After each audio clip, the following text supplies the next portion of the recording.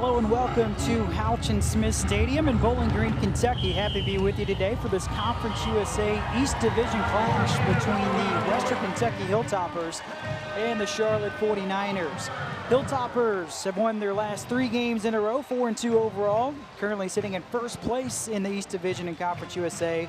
Charlotte 49ers have dropped their last 3, looking to get back on track today as Charlotte looking for their first conference victory on the season. Graham Doty, Brandon Dowdy, happy to be with you. And Brandon, taking a look at Charlotte first. They had a road game last week at FIU. This is a 49ers team, though. They are built by the rushing attack, and they got one of the best running backs in the conference. Yeah, they do. And you said it correct. He's one of the best in the conference. He leads the conference in rushing. He's not going to blaze by you. He's not going to run a 4.2 40, but he's going to finish. He makes up for that in many different ways. His balance is incredible. He runs downhill. You'll see him finishing runs at the end of the runs forward, not backwards. So he's a really dynamic player for the 49ers. I'm looking to see if they get him in rhythm early, often, give him the ball from the Wildcat in all different places. So I'm excited to see him today. And the key player to keep an eye on today for Western Kentucky, another talented running back as well, it's Gage Walker, second in Conference USA in rushing yards this season. Yeah, this will be an awesome running back duel we're going to see today. I think that Gage Walker is he's a converted DB that plays running back, but he don't run like a DB. He runs like a running back, and I'm excited to see how he plays today, how they use him in this offense. He's a little more dynamic, catching the ball out of the backfield. So I'm excited to see how Tyson Helton and Brian Ellis get him involved in this game. Third year in a row, these two teams playing each other on homecoming. We'll step aside and be back with kickoff between Western Kentucky and Charlotte right after this.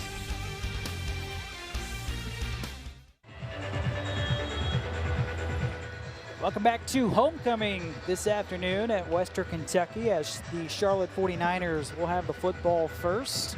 Charlotte in their white uniforms. Western Kentucky will be kicking it deep in their red uniforms this afternoon. You're looking at the head coach for Charlotte in his first season. It's Will Healy. Was the head coach at Austin Peay, where he was awarded the Eddie Robinson Award for the best coach in the FCS.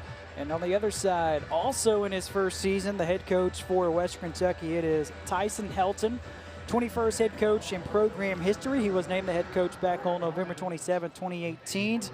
His second stint at Western Kentucky, where he was previously the offensive coordinator and quarterback coach.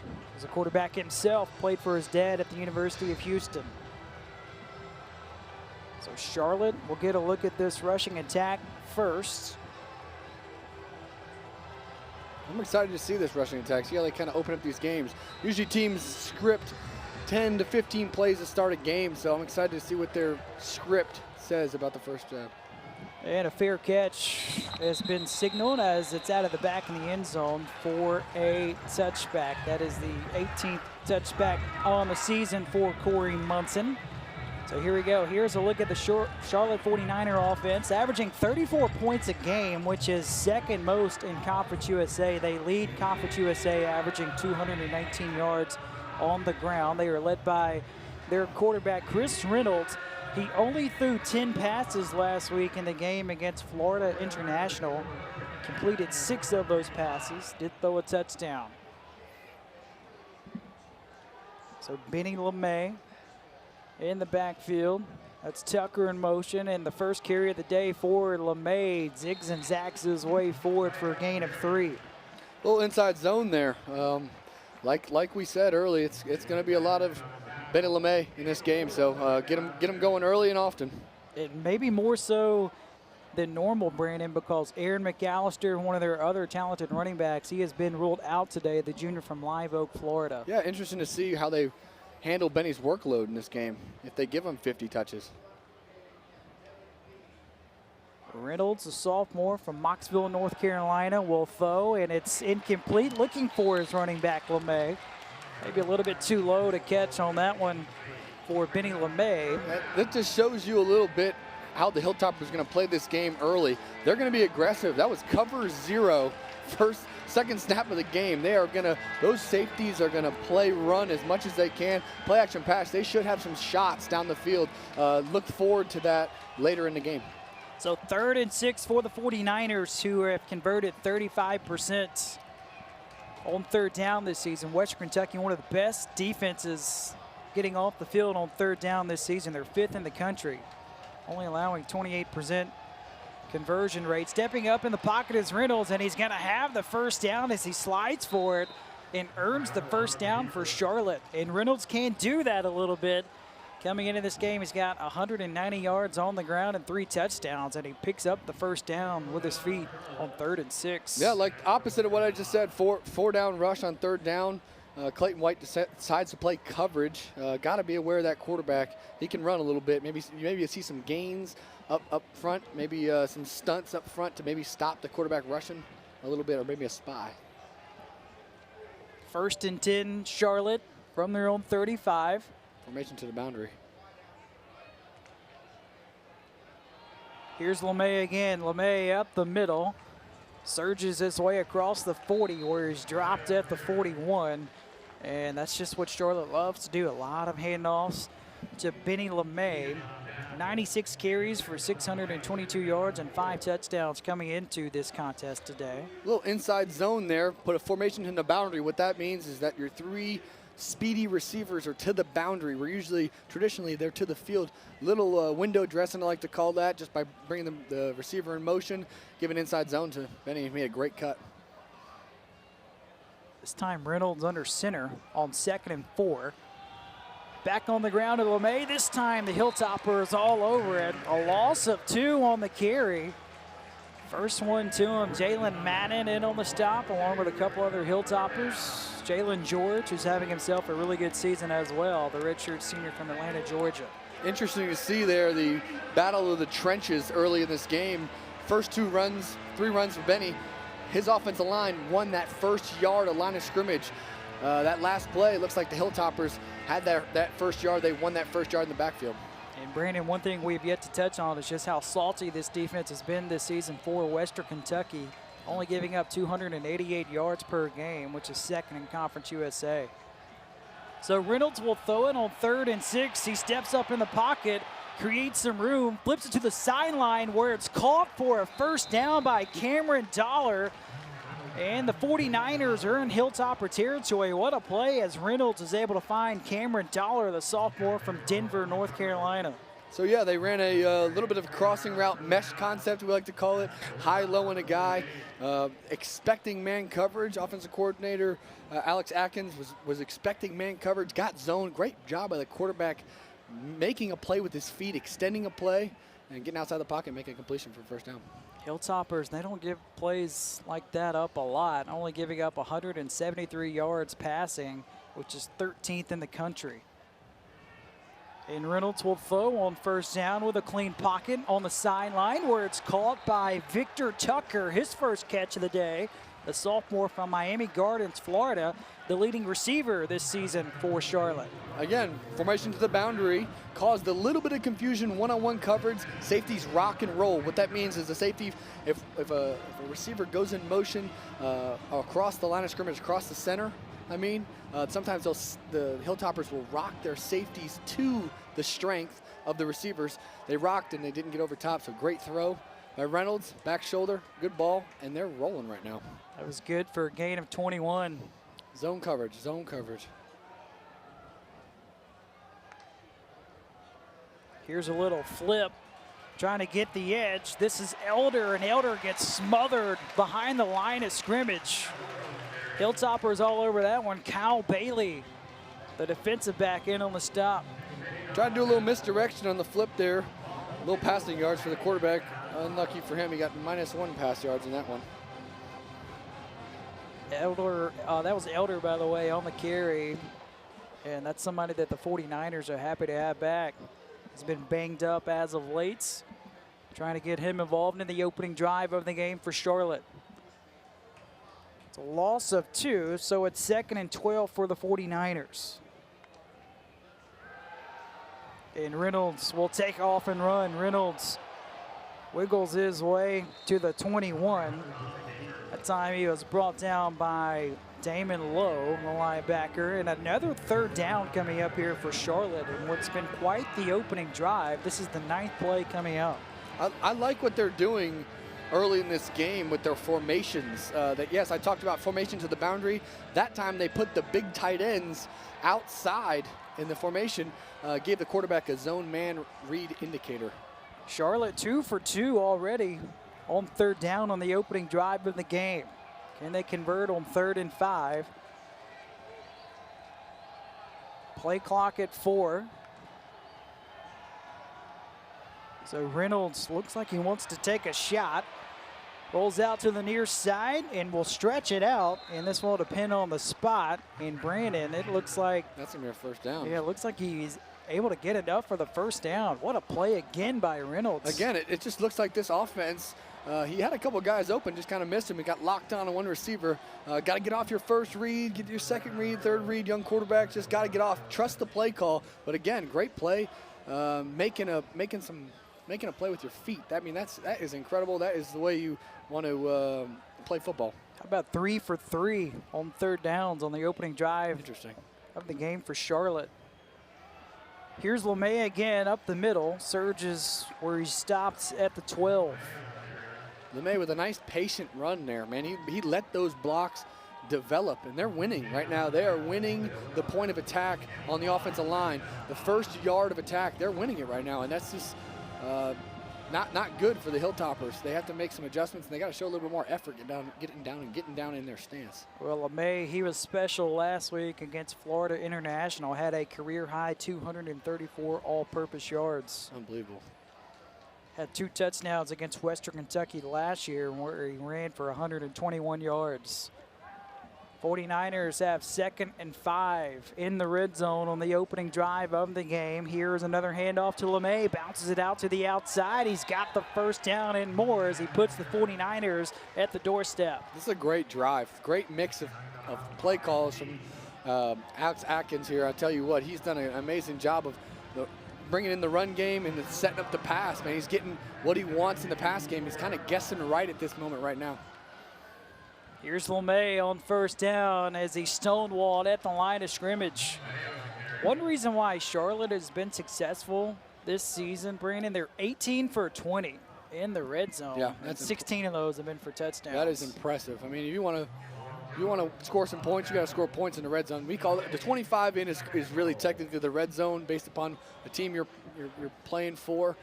We have different areas of the field where, this area they're in right now is called the short zone. We used to call it back in the day and back in my heyday. And so got plays to design more man coverage down here. So you got one-on-one matchups. Eyeshot Finger is now in the backfield. Freshman will get the carry. His first carry of the game results in a touchdown for Charlotte. Wow. What a drive for the 49ers. A 14-play drive to start the game. 14-play drive, all on the road. A little bit of a hostile environment. Homecoming here, and they come down and get a touchdown on the first drive. That is great play calling, great execution, and great job by their quarterback extending plays on 3rd down. So here comes the extra point for Charlotte, but going back to Finger, he's listed at 5'4", 170. Alex Atkins said he's never in his life given the football to somebody of that size, but it's paid off so far this season. Got to squat down a little bit. As the extra point, it's up and it's good. So Charlotte, a 14-play drive that was 75 yards, and it took 7 minutes and 48 seconds. 49ers out in front, 7-0. We'll be back with more Hilltoppers with a football when we come back. 7-0, Charlotte out in front of West Kentucky. And again, so impressed with that opening drive. 14 plays. It took almost 8 minutes to begin the game for the 49ers. And they should be happy for the time being on the sideline. Absolutely. A great drive, great tempo starter, great tone starter for this game. Offensive line played really well, dominated the front four of the Hilltoppers.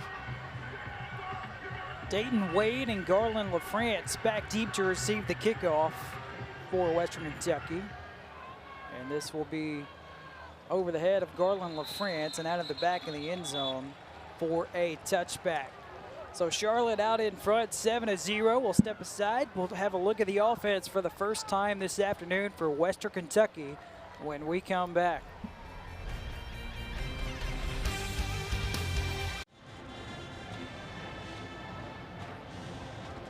And welcome back to Houchin Smith Stadium. Charlotte out in front 7-0 over Western Kentucky.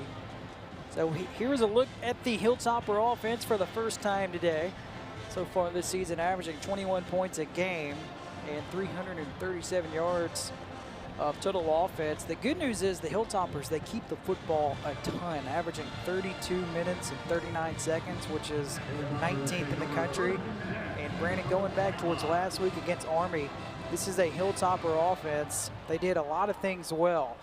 Had the football for 38 minutes, no penalties, no turnovers, but the thing they want to work on, they only scored 17 points last week. Yeah, and Coach Ellis talked about it this week and creating opportunities in the red zone. And what that means is, you know, coaching, getting better, getting guys open in the red zone, executing in the red zone, being more on time. When you're in the red zone, you're in that strike area, everything speeds up just at half a click. So I'm excited to see what kind of wrinkles they have for the red zone.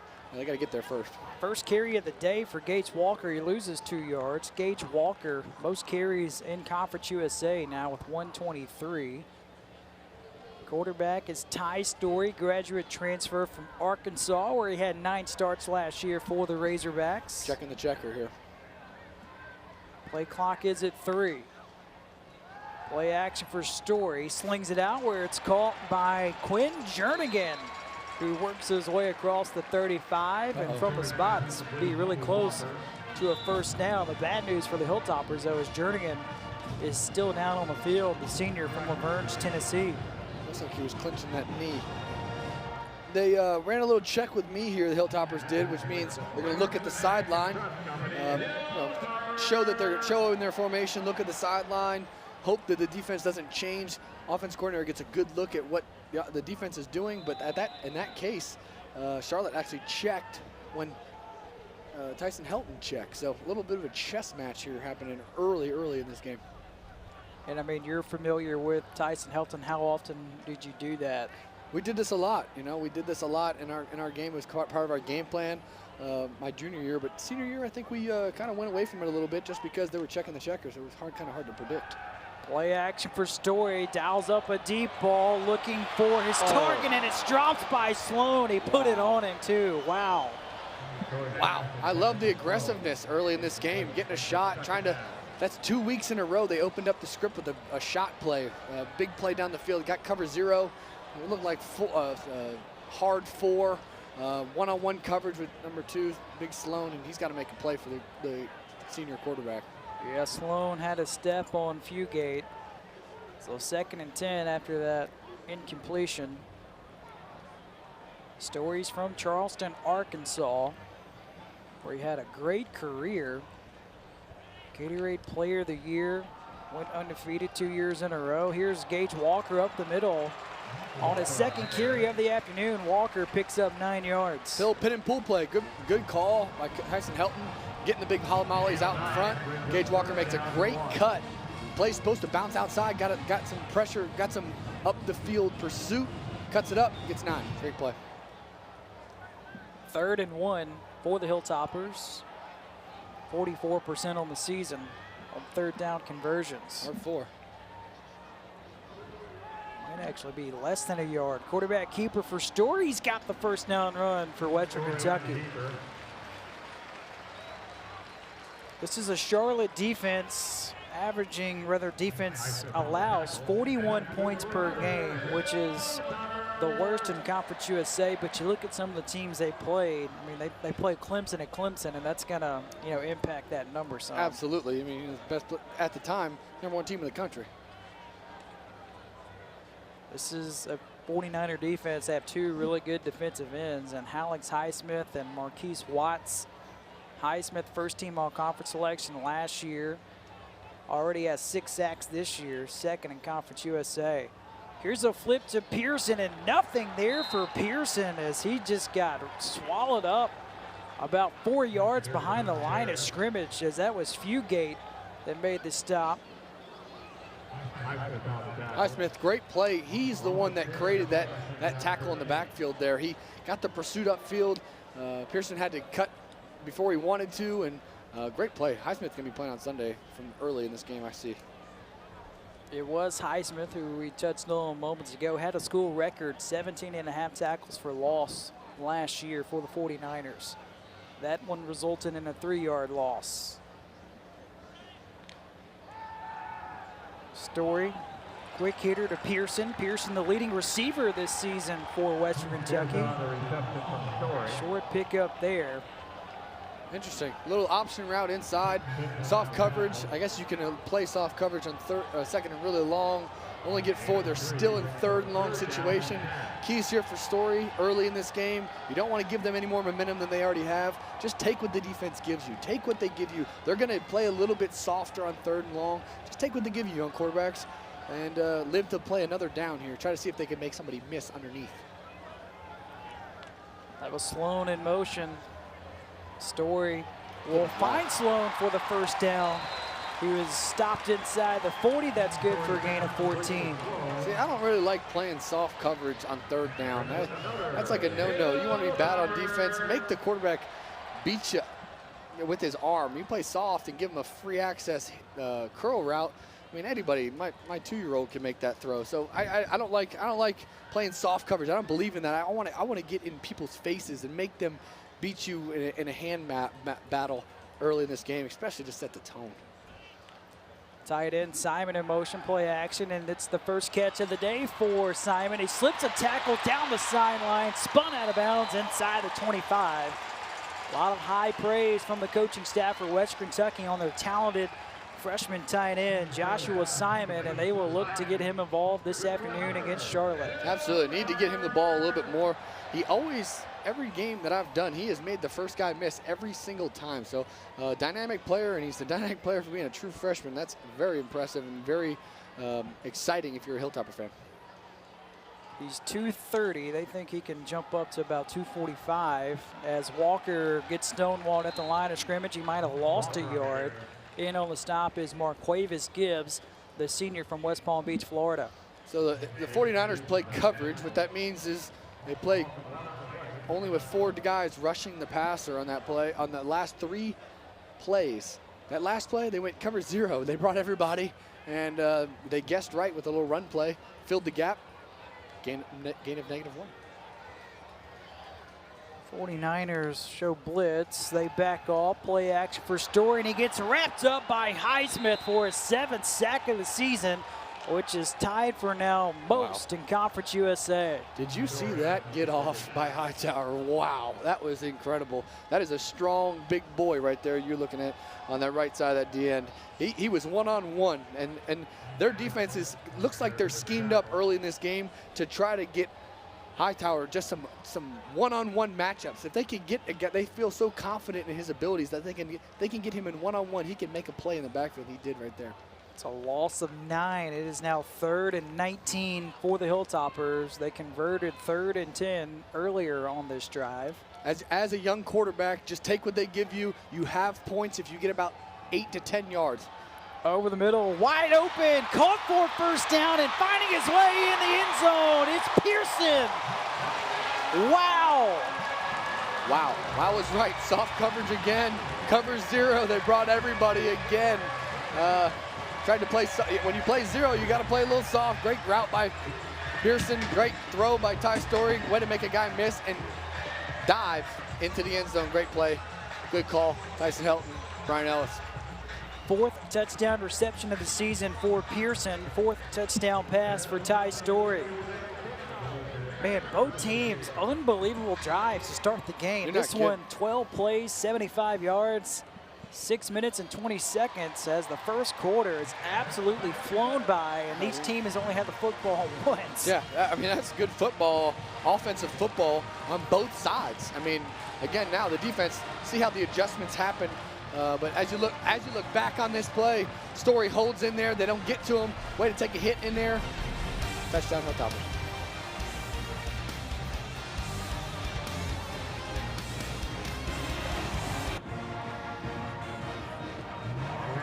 Western Kentucky and Charlotte deadlocked at 7 apiece with 52 seconds left in the first quarter. Both offenses with methodical drives to start the game. I would say opening scripts worked in that first drive of those games. I mean, it was great great drives, great execution, great mix of run, pass. Both defenses kind of seem like they were on their heels a little bit. I'm interested to see the adjustments on the defensive side of the ball. That's Lyon back deep for Charlotte as Corey Munson will kick it away for Western Kentucky. And this ball will be out of the back in the end zone for another touchback. So last time Charlotte had the football, they put together a 14-play drive that was 7 minutes and 48 seconds. Both of those, by the way, are season highs. Previous was a 7-minute and 4-second drive against UMass that took 14 plays as well. Great drive. Gotta build on that here. Gotta expect some type of different coverage, different twists, maybe a little bit of pressure early from the Hilltoppers. I don't expect them to get away from the run game. Reynolds 3 for 4 on that opening drive for 32 yards. That's Elder in motion, and it's play action. Reynolds rolling out to the right. Now he will just fling it out of bounds. Smart play by Reynolds. Lucky he didn't get a lineman downfield, even on the throwaway. A little RPO there. Reynolds misread the cut defense over there. What that means is that the corner likes to trap. Sometimes when he goes two receivers to the field, a corner will try to trap just to stop the offense from throwing those quick perimeter screens or those RPO-ish plays away from the run game.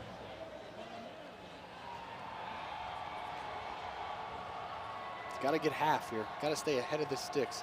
It's key for Charlotte. Another play action for no. Reynolds. Wide open, it's Tucker. Works his way across midfield for his second catch of the day. Is good for 26 yards. Second time they've run that play. They're going right back to the opening script. Got man coverage last time, got zone coverage this time. Back shoulder, I don't know if you guys remember, but that back shoulder throw Reynolds threw early in the game, that's the same play. He just threw it to the inside guy. Very well designed. They love the formation to the boundary. I think that's kind of been their adjustment here to this Hilltoppers, running that formation to the boundary, making sure that they have to make them think. Remember, Reynolds, he only threw it 10 times total last week with 6 completions. He's already 4 for 6 in the first quarter. Hand off to LeMay. A flag is thrown as LeMay gets stonewalled by Jalen Madden. And for the moment, this will be the final play of the first quarter, but let's wait and see what the flag is. Haven't seen a lot of flags. As a matter of fact, this is the first one so far today, if it stands.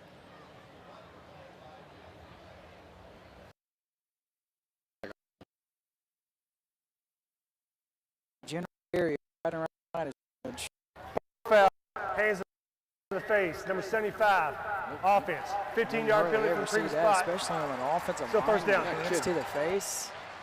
So that's the first penalty of the game for Charlotte. I thought 75 got away with a couple holds in that first drive, so now he's a victim of the hands to the face.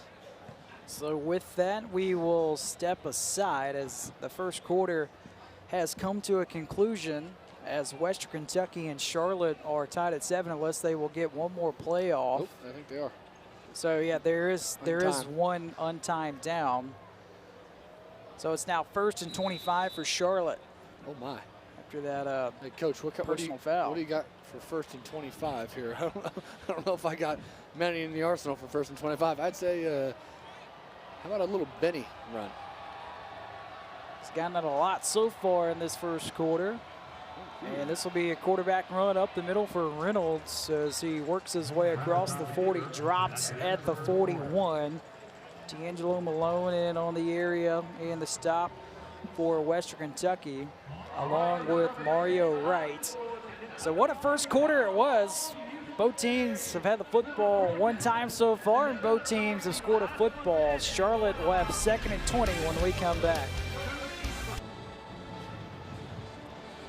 Start of the second quarter, Charlotte and Western Kentucky tied at 7 in this Conference USA East Division battle. Hilltoppers currently sitting in first place, winners of their last 3 games. Charlotte trying to snap a 3-game losing streak on the road today. 2nd and 20 for the 49ers. Well, check with me back on the offensive side of the ball. It looks like a little chess match. Hey, copycat league it is right here. First time we've seen this formation as well. Stack, double stack. For Charlotte, here's LeMay, cuts it up the field, and LeMay crosses the 45, drops at the 47 to bring up third and about 13. Funny that you said that about that formation. That formation did its job. All it really wants to do is they expand those splits out there, stack some people up, try to expand that defense so not all 10 guys have to do their job. Really only 5 on the offensive line have to do theirs, and so they get a good play, open up the field a little bit. It's 3rd and 14. Charlotte's day is 3 for 3 on 3rd down.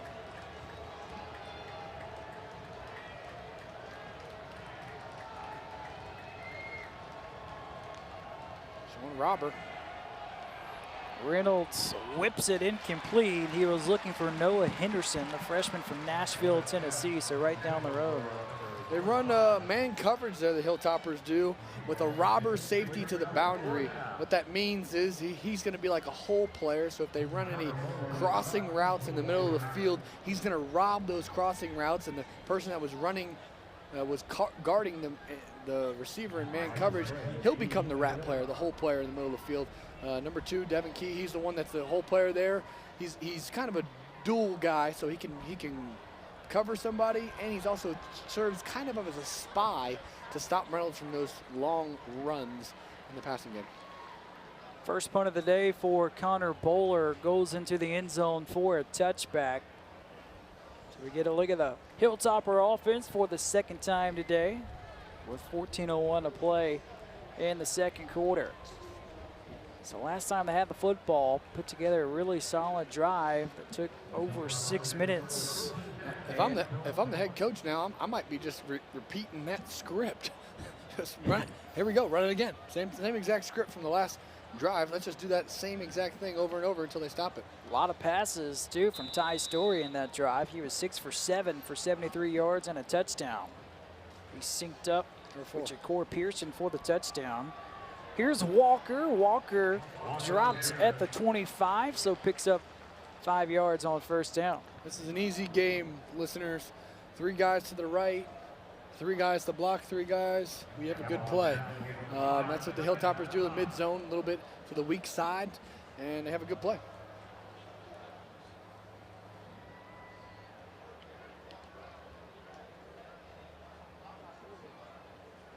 Here's that cat and mouse game you were talking about, Brandon. I'm going to check with me. I'm back power. Here's Walker with room, and Walker just gets tripped up. Nice play by Bryson Whitehead, the defensive back. Was able to bring Walker down to the ground. If he doesn't make that tackle, Walker could still be moving. You're not kidding. One back power there. Got the look they wanted. Got a quick check with me. Tyson knew that he was got the one back power look. Ran it. First down. Walker trying to get more involved in this drive than the first 5 carries for 17 yards. Here's a flea flicker. Story taking a shot. He's got Lucky Jackson off to the races. Can Lucky score? He's at the 5 and he'll take it all the way in. Unbelievable connection. A gain of 71 yards results in a touchdown for the Hilltoppers. Great play call. Got exactly what they wanted, running the ball well, perfect setup, just got a first down run. Safeties are aggressive, not expecting a flea flicker. Just a bag of tricks for this Hilltoppers offense, and they're rolling. First catch of the day for Lucky Jackson, and it's the longest catch of the season for Lucky Jackson. It is officially 69 yards. His previous long was from 48. So last time it was a slow, methodical drive for the Hilltoppers. This time, not so much. How about some razzle-dazzle and a quick strike? Gotta love that. Get your players going. Very good call. Like I said, man, I'm excited. This is going to be a good one. Hilltoppers up 14-7 with 12:45 to play in the second quarter. Western Kentucky up 14-7, thanks to that man, Lucky Jackson. And Brandon, here's another look at that flea flicker. Got cover 4. Got the perfect look, perfect coverage. Lucky does a good job of trying to attack that safety. And as soon as the timing happened, takes off. Great ball, great throw, good timing. Lucky Jackson in the end zone. We got a ball game.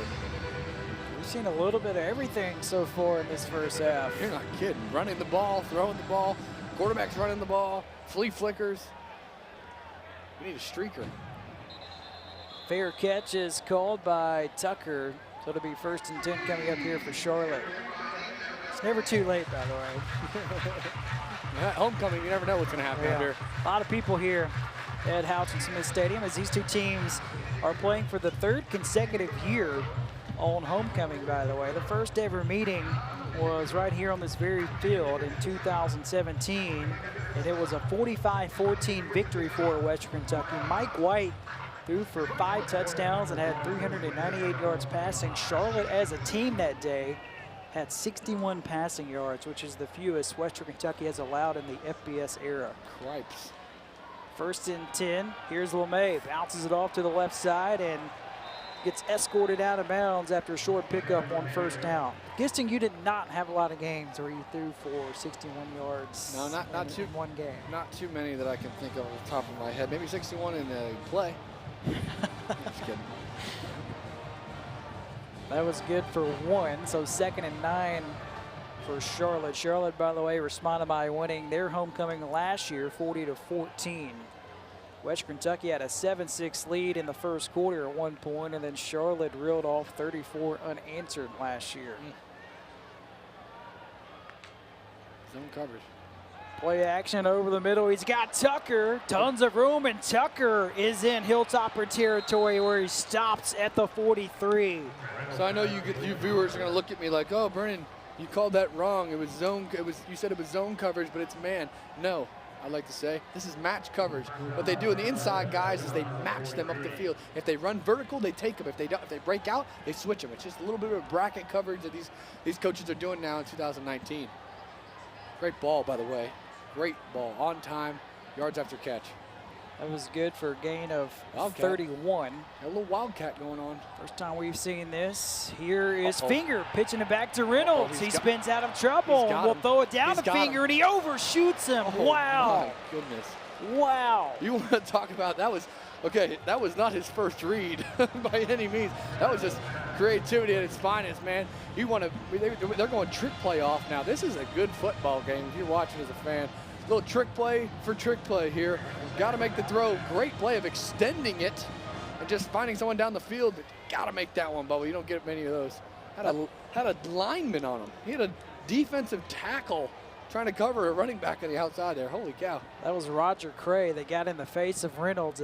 If he doesn't provide the pressure, you know, Reynolds would have way more time to plant his feet and throw one down the field. Just get the snap off. Here's Reynolds, and Reynolds is tripped up at the 39. Oh my gosh, we missed a hold on there. My goodness. That was the most blatant hold I've seen in 2019 yet, right here. Right to your screen right there. Brought down. I guess you get away with one sometimes. Big conversion here. My opinion, you got 2 downs. I know this kicker's got a leg and a half, but right now you got 2 downs to get, what, 5-6 yards? Gotta just get 3 here, maybe a run play, something they're not expecting. 3rd and 6 for the 49ers. That's Finger in motion. Reynolds looks left, and he checks down. He's got Tucker again for the first down. That's good for 9 yards. Tucker's been everywhere in this first half for the 49ers. Fantastic call, fantastic throw by a quarterback. Young quarterbacks at Nome. That's a really good throw off balance. Being out, moving right, throwing left. That has a tendency to missing the receiver behind him. Reynolds does a good job of getting that ball out in front of him. Maybe he could have set his feet, but at the same time, man, 3rd down, you got to be happy feet back there a little bit. Reynolds, he did not start the season opener against Gardner-Webb, but ever since he was inserted into action, he has been remarkable this season for the 49ers. There's a flag as LeMay is knocked down out of bounds after a gain of 3. Flag is back around the line of scrimmage. Outside zone there. Great patience by the back, trying to just get what he can. 71, offense. 10-yard penalty from the previous spot. So there is a holding penalty against the 49ers, their 2nd penalty today. On the left tackle, Cameron Clark, the senior from Greensboro, North Carolina. Got a little scuffle here. I'm telling you, this is getting good now. I'm on the edge of my seat. Big game for both of these teams as the Hilltoppers trying to stay in first place in the East Division in Conference USA. Charlotte tries to get back in the win column, trying to snap a 3-game losing skid. Riddles under center. Play action, steps up in the pocket, and then he's dropped by D'Angelo Malone. The Conference USA leader in sacks just gets up another one. That's a great individual effort by Malone. You can see why he looks like long distances, he smells sack in the water there, splits a double team, gets underneath, and makes a great play. I mean, that kid's a phenomenal player. He's only a junior. When he arrived on campus, he played offense in high school. He weighed under 200 pounds when he got to Bowling Green. Now he is 6'4", 230, and as you said, he's just a junior. Just a junior, true junior. 3rd and a mile. Reynolds with a clean pocket, my. floats one down the field, and he's got LeMay. LeMay's at the 5, slips out of a tackle, and he's in the end zone. A gain of 47 results in 6. Reynolds to LeMay. Wow. Dimer, same play. I'm telling you what, this is the same play they ran to the boundary. Reynolds threw a back shoulder, threw one down the seam, and then the last one, the same exact play to LeMay, to the field this time rather than to the boundary. Nobody, no safety near. Then a crossing route, captures the safety, one-on-one coverage, a linebacker with your best player. That's stealing, easy pickings. That's the 3rd touchdown catch of the season for Benny LeMay. That one results in a season-long 47-yard completion. His previous long was 43. As the extra point, it's up and it's good. We have ourselves a good old-fashioned shootout, tied at 14 with 9 minutes left in the second quarter. Back with more after this. Welcome back to Houchin-Smith Stadium, Charlotte, Western Kentucky, tied at 14. And another look at that pretty pass from Reynolds to LeMay. Yeah, great call. Got the flow going one way. It was actually a really high percentage run down on 2nd and really long. He's trying to get back in field goal position. But Alex Atkins, man, with another drawing up a beaut, getting the guys wide open. Jonathan Cruz drills one. It skips at the 5 and goes in the end zone for a touchback. Let's see what the answer is here. I'm on the edge of my seat. Maybe another trick play, a double pass. I mean, who knows with this game, the way this one's going. Hilltoppers have had the football twice and have scored twice. So far, 155 yards of total offense. Ty Story is 7 of 8, 142 yards and a pair of touchdowns. Down it up early in this game now. A lot of confidence. You can smell Ty Story's confidence in this offense growing with every snap that he takes. Graduate transfer from Arkansas. Man coverage. Hands it off to Gage Walker. One cut, darts his way up the field across the 30, stopped at the 31. So that's good for 6 on 1st down for Gage Walker. Old-fashioned pin and pull play. Pin, pull, pull. Get Gage Walker out in space with 2 guys in front of him. It's kind of like a glorified screen with the backside guys rolling, moving with the cavalry in front. Check with me. No check of the checker so far.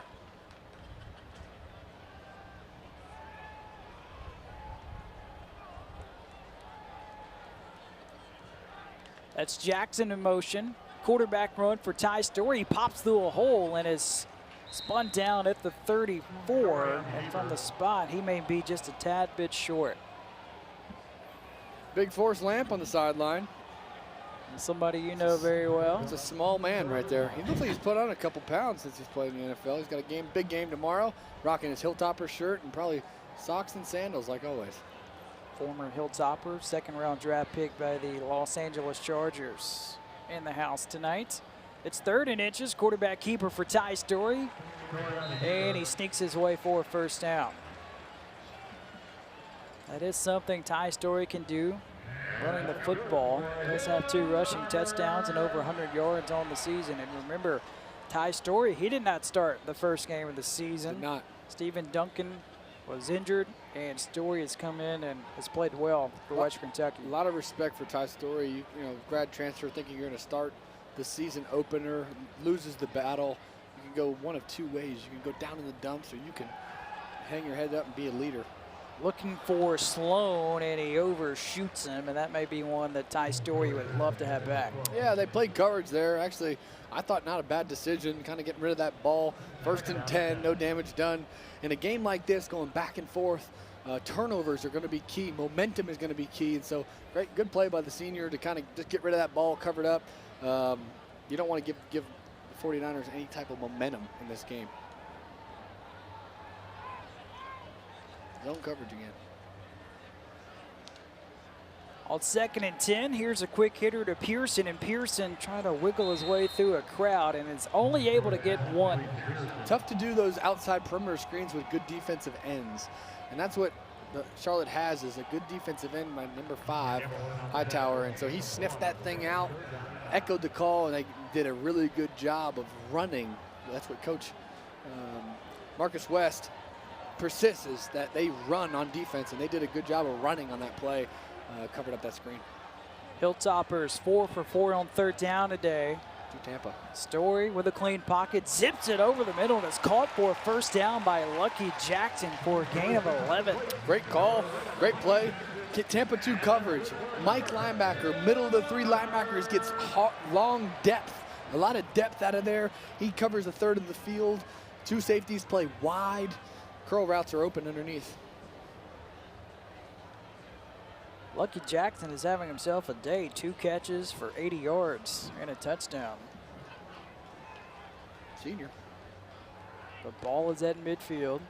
Coverage. Walker almost was able to break it outside. Wonderful tackle by Marquavis Gibbs, the leading tackler this season for Charlotte. Very impressed by this offensive line. In the run game, they're not getting many negative runs. I think they've gotten 1 negative run, and that was on a jet sweep. But every run that Gage has gotten, he's gotten downhill because he's got a lot of space out in front of him. An offensive line that Western Kentucky and Oregon are the only 2 teams in the FBS to return all 5 starters from a season ago. And they have the possibility of returning them again. I think they got every one of them coming back except for Pete. Man coverage. Story will take a shot. He's looking for Pearson, one-on-one coverage, and just misses him, and a late flag is thrown. And this appears to be pass interference on Charlotte. Man coverage, got the call he wanted with a little stab route, which is like a little hitch to the boundary, or hitch to the field, and a fade route by the inside. 15-yard penalty from the previous spot. Automatic 1st down. Johnny Pittman gets nailed for the pass interference. And man, Charlotte, they don't have a lot of penalties today, but they've had really costly ones. Crucial penalties. That's one that's very crucial, but I do think that if he doesn't hold him there, that might be 6. Man coverage again. And remember, Western Kentucky last week against Army, 0 penalties for the game and 0 turnovers. They checked the checker on this one. That's smart by the Charlotte 49ers with the zone. Locked out here. Here's Walker trying to cut it back. 49ers all over it. No gain on the carry for Walker. We touched on him in the opening, Brandon, and so far Walker 8 carries for 27 yards. Yeah, they've been able to throw the ball, but you know, I think he'll get his touches.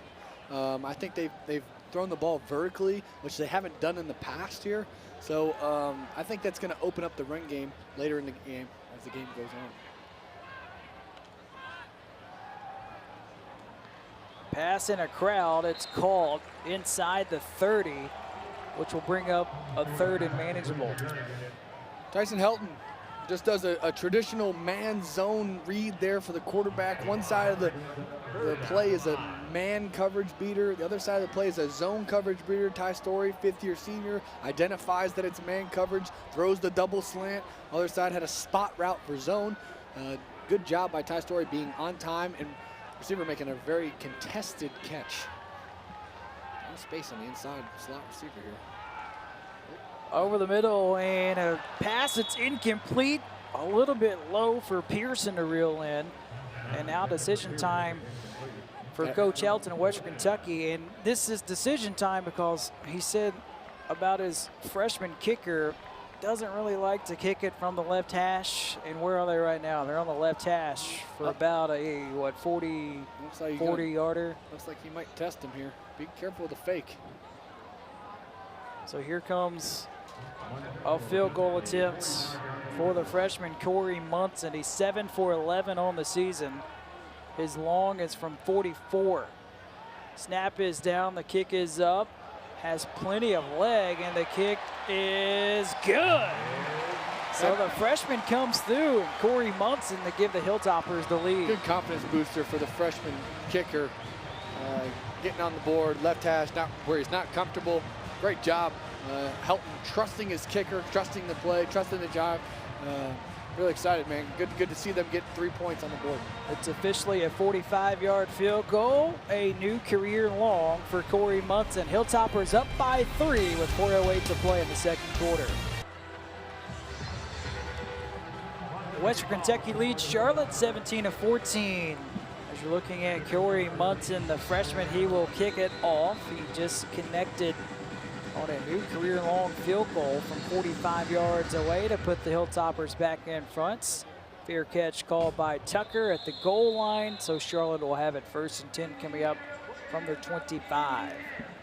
And offensively so far, Brandon, Charlotte is outgaining Western Kentucky 197 to 188 as you get a look at that field goal kick from Munson to put it through from 45 yards out. And that's got to be a big confidence booster for him. He's had maybe a little bit of issues from the left hash, and that one he drills it for a career long. Yeah, big time confidence booster for a young kid, man. He's playing in his first ever snaps as a freshman coming out of high school and being on his own, and now he's kicking field goals for 45 yards like it's nothing. Reynolds is under center, fakes the jet sweep, hands it off to LeMay, powers his way for a gain of 3 on 1st down. As you see, the big fella, Jalen Madden, he's been everywhere so far. The redshirt junior from Tuscaloosa, Alabama, in on the stop. Yeah, little jet sweep, trying to get a little elbow grease, a little window dressing, trying to get eyes of linebackers to make sure the linemen can get up on their blocks. Of no avail. I'm not 100% sure I like the under center. It's been 0 for 2 so far in this game. LeMay so far today, 10 carries for 32 yards. Does have a touchdown catch, though, from 47 yards out. Another carry for LeMay, and he, again, is swallowed up after a short game. Picks up about 3 to bring up 3rd and short for Charlotte. Formation to the boundary yet again. If it ain't broke, don't fix it. I like the formation to the boundary, make those defensive guys think a little bit on their heels, but got a big 3rd and 3 here. Don't convert here. Momentum is kind of shifting towards the Hilltopper side. You want to keep capturing that momentum. So it's going to be crucial in this game as we see a teeter-totter effect here. 49ers take out their tight end, Jacob Hunt, and bring in another receiver, an Elder, on 3rd and 3. Man coverage. Charlotte 4 for 5 today on 3rd down, and Reynolds is gonna take off, and he will not get there. Hilltoppers come up with a stop. D'Angelo Malone, one of the first ones to him. You see George as well in the thick of the action. And for the first time today, Charlotte 3 and out. Man, do you remember what I said about stopping these quarterback runs with gains and stunts? Well, Hilltoppers say we smell the quarterback run. What do? Gain and stunt. That's why Malone's been able to make that play coming off his tackle, his defensive end spot up the middle of the field. So really good play by D'Angelo Malone, but great scheme by Clayton White. And a timeout has been called by Tyson Helton of Western Kentucky. So the Hilltoppers have 2 timeouts left. So Coach Helton being aggressive with 2:40 to play in the second quarter, especially with the way his offense has been playing. Yeah, like you said, I mean, I think you got to stay aggressive throughout this game. Tell these guys you believe in them on the offensive side of the ball. They've been kind of struggling on the offensive side of the ball up till now with these big plays they're getting today. But just to say that he still believes in him, still has confidence in him, go down there and make a play on 2 minute and see if they can get some points before half. First punt of the day for Connor Bowler, by the way, was a 53-yard punt. So Western Kentucky will get the football back with plenty of time and 2 timeouts in their back pocket. And just think of how far this Western Kentucky team has come. We had the season opener against Central Arkansas, and visiting with Coach Helton, he said, you know what, looking back, that might have been the best thing to happen to the Hilltoppers, because it was a wake-up call right out of the gates, and then ever since then, Western Kentucky's been playing very well. Especially on the defensive side of the ball. They gave up 21 points in the 4th quarter of that game. Back-to-back timeouts, that's not good, especially in a 2-minute drill. But, you know, they gave up 21 points in that 4th quarter at Central Arkansas, and I think they've given up 8 since then. And that was last week at Army, and so they had that game won. Huge. So that's a huge turnaround from game 1 to game now. I think that comes with having a new head coach, and a new scheme, a new regime, and he's trying to instill not his dance moves as you see on that screen there, but he's trying to instill his persona into this team, to be gritty, to be a one for each other, and I think that he's trying to teach them how to win games. And you know, I think that Central Arkansas, like he said, was probably the best thing that's happened to this football team moving forward. They know they can't, when they're up, you can't take the pedal off the floor for sure. That was an interesting timeout called by Western Kentucky, as you said, back to back. I don't know if Coach Helton was thinking they might fake it here. We've already seen a couple trick plays, and they have worked. Oh, that's a risky call, you ask me. He backed up. But now the offense is on the field. Yeah, offense back. Here we go. Let's see if they'll try to make Western Kentucky burn a 3rd and final timeout. It's going to be a Charlotte timeout. I'm telling you, chess match of this game here. No.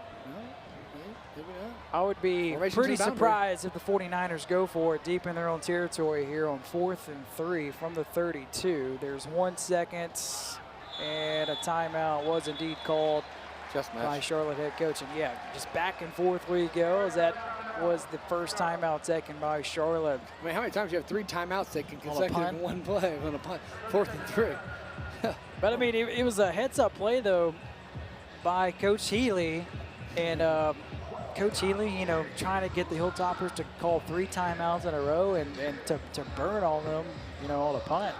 Not a bad call, just the youth of Healy maybe overthinking that one a little bit. Maybe just punt the ball and let your defense play. I think he's trying to avoid the Hilltoppers from getting points here in the second, right before the half. I think last week at FIU, they did the same thing. They gave up some points late in that 2nd quarter. I think that's kind of what separated the game. So I think he's kind of feeling the same thing. If the Hilltoppers can get 7, even 3 points, but make this a 2-possession game before the half. So, especially getting the ball in the second half. So, could be a 3-possession swing here if the Hilltoppers can get some type of points here on this drive. We touched on last week and what turned out to be a 48-23 victory for Florida International over Charlotte. So here is a punt. Hilltoppers went after it. Here's Roger Cray on the return, and Cray's dropped at the 37 with 2:32 left in the first half. Hilltoppers have 1 timeout. They take a timeout. We taking a timeout? No shot. We keep rolling, baby. We don't take timeouts up here in the booth at ESPN. So here we go for the Hilltopper offense. As you see those chrome helmets, we got chrome helmets for the Hilltoppers, the gold helmets for the 49ers. Sharp look. It is a very sharp look on both sides. So Ty Story gets ready to go back to work, where he's 10 of 13 today, 159 yards and 2 touchdown passes. Formation to the boundary for the Hilltoppers. And they start the drive off on a run as Walker explodes up the middle for a gain of 7. Formation to the boundary, try to get eyes to the boundary, run to the left. Great call. Start the drive, get on a positive note to start the drive, positive momentum to start the drive. That's always key when trying to get some points in a 2-minute concept. Play action, Story's got Pearson wide open. Pearson trying to bounce it outside, and it gets tripped up by the linebacker. That was Jeff Jimmel with 25 tackles coming into the game today. And a nice tackle on Pearson. Well, sexiest call in the history of broadcasting is the RPO, run pass option. This little RPO, he reads the nickel back, he comes, softness to Pearson, throws it out there for a little hitch route. Here's Walker again, trying to bounce it outside. Nothing going that time. Clock is rolling with 1:40 and counting. Exact same call, just didn't throw the RPO. Or the pass. So Hilltoppers with 90 seconds to work with, leading by 3, looking for more in the late stages of the second quarter. Here's a screen to Jackson. What a move from Jackson, and as he steps out of bounds inside the 35. There was nothing there. Inside guy missed his block. Young freshman tight end didn't get out there to the corner, left him one-on-one. Lucky Jackson makes a great play, making a guy miss right there. Wow. Great play, Lucky Jackson, fifth-year senior. Hilltoppers have been good today on third down. 5 for 6, and now Charlotte calls a timeout. So Coach Healy wants to go over everything with 1:19 left in the second quarter. Big possession here on both sides of the ball. Hilltoppers are rolling right now. Their quarterback is in great rhythm. Coach Helton's done a really good job of getting him in rhythm in this game. He's just seems like he's seeing the field so well, and he's on time with everything, and he's set him up with short stuff, set him up with long stuff, got a mixed bag of tricks. Really done a good job play calling early in this game. And on the defensive side for the 49ers, they got to start playing a little bit more aggressive on the outside. I think they're giving up too much space, allowing these speedy, skilled receivers to get in space and make somebody miss and turn a 5-yard pass into a 20-yard gain. So it's going to be exciting to see the second half adjustments here, but also adjustments coming out of this timeout to see if the 49ers become a little bit more aggressive, make Ty Story make a perfect throw. Well, let me ask you, is this 4-down territory? Ooh, got to take points. Points are crucial. For me, I think you kick the ball based if you get half, if you get kind of where this play goes, you get nothing, I think you got to kick it.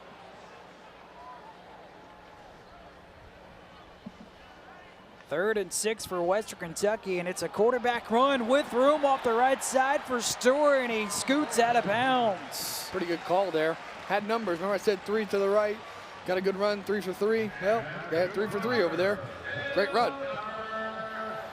Pulled the guard. Looks like it's a little designed run. I don't know nothing about those quarterback runs, so I'm probably the worst analyst about quarterback runs in the history of analysts. You're used to throwing the ball down the field. Just throw it, don't run it. And he drops it, picks it up. Now he's in trouble and will be swallowed up all the way back at the 40.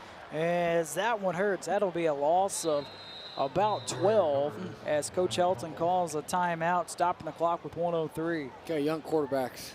One, get the snap. Don't anticipate. Don't try to see too much as the snap comes to you. I made those mistakes growing up. Being a young quarterback, I used to try to see everything so happy, especially in these a little bit of high pressure situations, 2 minute. See the ball. One, that's your job. You catch the ball, you have to do that. Number 2, if you recover that ball, you roll your happy butt outside the pocket and you throw it away as fast as you possibly can. Yards are precious, yes, because you're in field goal range. And 2, you can't take a sack and let that time keep rolling. Those timeouts have to be on our side. We need every one of those. So 2 kind of rookie mistakes, freshman mistakes by a senior quarterback. So expect a little bit more. I thought he was going to throw that one out of bounds and save the clock, save the down. Go second and 10 rather than now you're at second and 21. So can't do it. Can't do that. Can't make that a habit. Young quarterbacks listening. Yeah, once he got to the football, picks it up, looked up, he had just a wall of white jerseys in front of his face. Throw that thing away, man. Try to throw that thing away. Just a young guy, man. I think he's a smart kid, man. I've spent some time with him, and he's very intelligent. He sees the field pretty well. He can make all the throws. He just things like that in the red zone gotta sure up just a tad bit.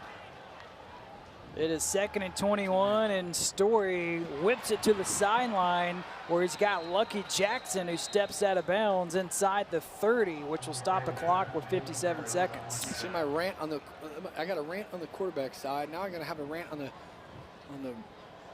DB side, corner side, 2-man. You're playing 2-man right now, in 2-man coverage on the outside. He has help with safeties over top of him. So this corner should be playing trail technique. He should be behind the receiver there. And Ty Story does a good job of making an accurate throw. Lucky makes a guy miss, and now they're in third and kind of manageable, I would say. Maybe not really too manageable. 3rd and 11. They'll keep it on the ground to Walker, and Walker works his way inside the 25, down at the 24. And here comes the field goal unit for Western Kentucky. Remember, no timeouts. The clock is winding down with 41 seconds. Make it a 2-possession game, and I think more importantly, they put the ball, I don't think they did it on purpose, but they put the ball in the middle of the field, so it's just a straight kick for this young freshman kicker. This from 40 yards out. He made a career-long 45-yarder earlier in this quarter. Kicking into the win, though, as a timeout is called by Charlotte, which will be their final timeout. So Coach Healy trying to ice the freshman kicker. Long snapper, you gotta, I mean the holder, you gotta let that boy kick that ball. You can't skip that away from him like that. But yeah, a little chess game here again. This is like the most chess game football game I've ever watched. These two coaches are, you know, battle of the minds on one side or the other side. So a little ice in the kicker, young guy, make him think about it a little bit. I think as a holder, as a ex-holder myself, I think that was most pride I took playing the sport when I played, was being the holder. And me and Garrett Schwetman, shout out to my guy Garrett Schwetman, fantastic football player, but more of a fantastic person. I was his holder, and he used to tell me, if they call timeout, man, just put that thing down, let me kick it, and use it as a practice. I said, oh. Yeah. So I'm using Schwetman. Laces out? No, laces in, Dan. No, I'm just kidding. Laces out. So here we go. 40-yard field goal attempt from the freshman Corey Munson from Warner Robins, Georgia. Conference USA Special Teams Player of the Week twice already this season. Snap is down, the kick is up, and he will drill it, but misses it wide to the right. He had the leg in it. I hate to see that from a freshman. He just had his confidence going, and then that's the beauty of this sport, man. You can be on top of the world and made a kick you're uncomfortable with, and the next kick you just missed left just in the middle of the field. Just you gotta love football, huh? Yeah, the ultimate game that'll humble you no matter what position you play. So 17 seconds left. No timeouts for Charlotte. Can't expect them to be too aggressive here. They're not in victory formation, so maybe they will take a shot. Reynolds has been good in the first half. He's 7 for 11, 144 yards and a touchdown. They will keep it on the ground to Benny LeMay, and LeMay works his way back to the line of scrimmage, maybe picks up a couple yards in what will be the final play of the first half. Yeah, get him out of here. One possession game. Hilltoppers get the ball. But good first half, man. That's good football here. Got him on the edge of my seat waiting for the second half. An entertaining first half is in the books. The Hilltoppers lead the 49ers at the break, 17-14. We'll step aside and be back with more from Houch and Smith.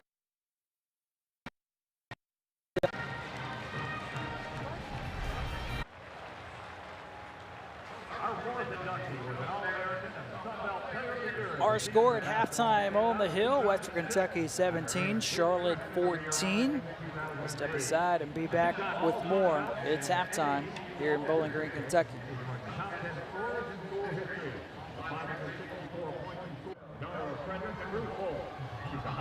Our halftime score, Western Kentucky leads Charlotte at the break 17-14. Megan Argabright played volleyball at Western Kentucky from 2005 to 2008. She was a four-time All-American. And John Bouchon played football for the Hilltoppers from 1971 and 1974. They are 2 of 4 members that are being inducted into the Western Kentucky Athletic Sports Hall of Fame. We will leave you with a video package touching on Megan and John's playing days here on the Hill.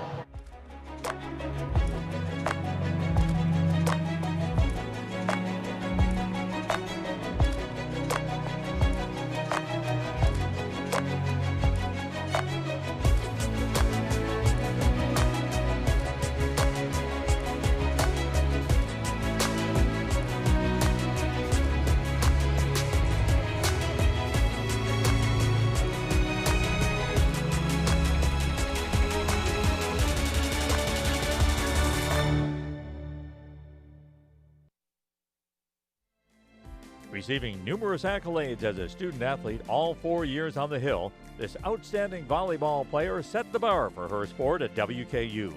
Megan Argabright was a Volleyball Coaches Association All-American, an AVCA All-South Region pick, a first-team All-Sun Belt Conference selection, and won SBC All-Tournament team honors each of her 4 years on the Hill from 2005 to 2008. In addition, she was the SBC Player of the Year in 2006 and the Conference Freshman of the Year in 05. She also was named the Collegiate Volleyball Update National Freshman of the Year in 2005. Argabright broke school career records for kills, hitting percentage, blocks, assists, total blocks, matches played, and games played. The Louisville Sacred Heart product achieved single-season marks for total kills and kills per game in 2006 and hitting percentage in 05. She was the first female athlete in school history to earn All-America honors all 4 of her varsity seasons. Those 4 teams won more than 77% of their overall matches and had better than an 82% winning mark in SBC play. She was part of 2 Sun Belt regular season championship teams, 2 SBC tournament champs, and made 3 appearances in the NCAA championships. Megan is married to former topper track and field thrower Brian Soverns, and they currently reside in Louisville with their 4 children. 2019 WKU Athletic Hall of Fame inductee, Megan Argabright.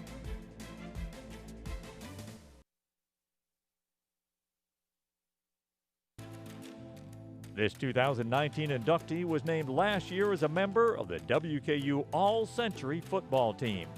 Tompkinsville, Kentucky's John Bushong was an All-America defensive tackle and a 4-year starter for Coach Jimmy Fike's squads.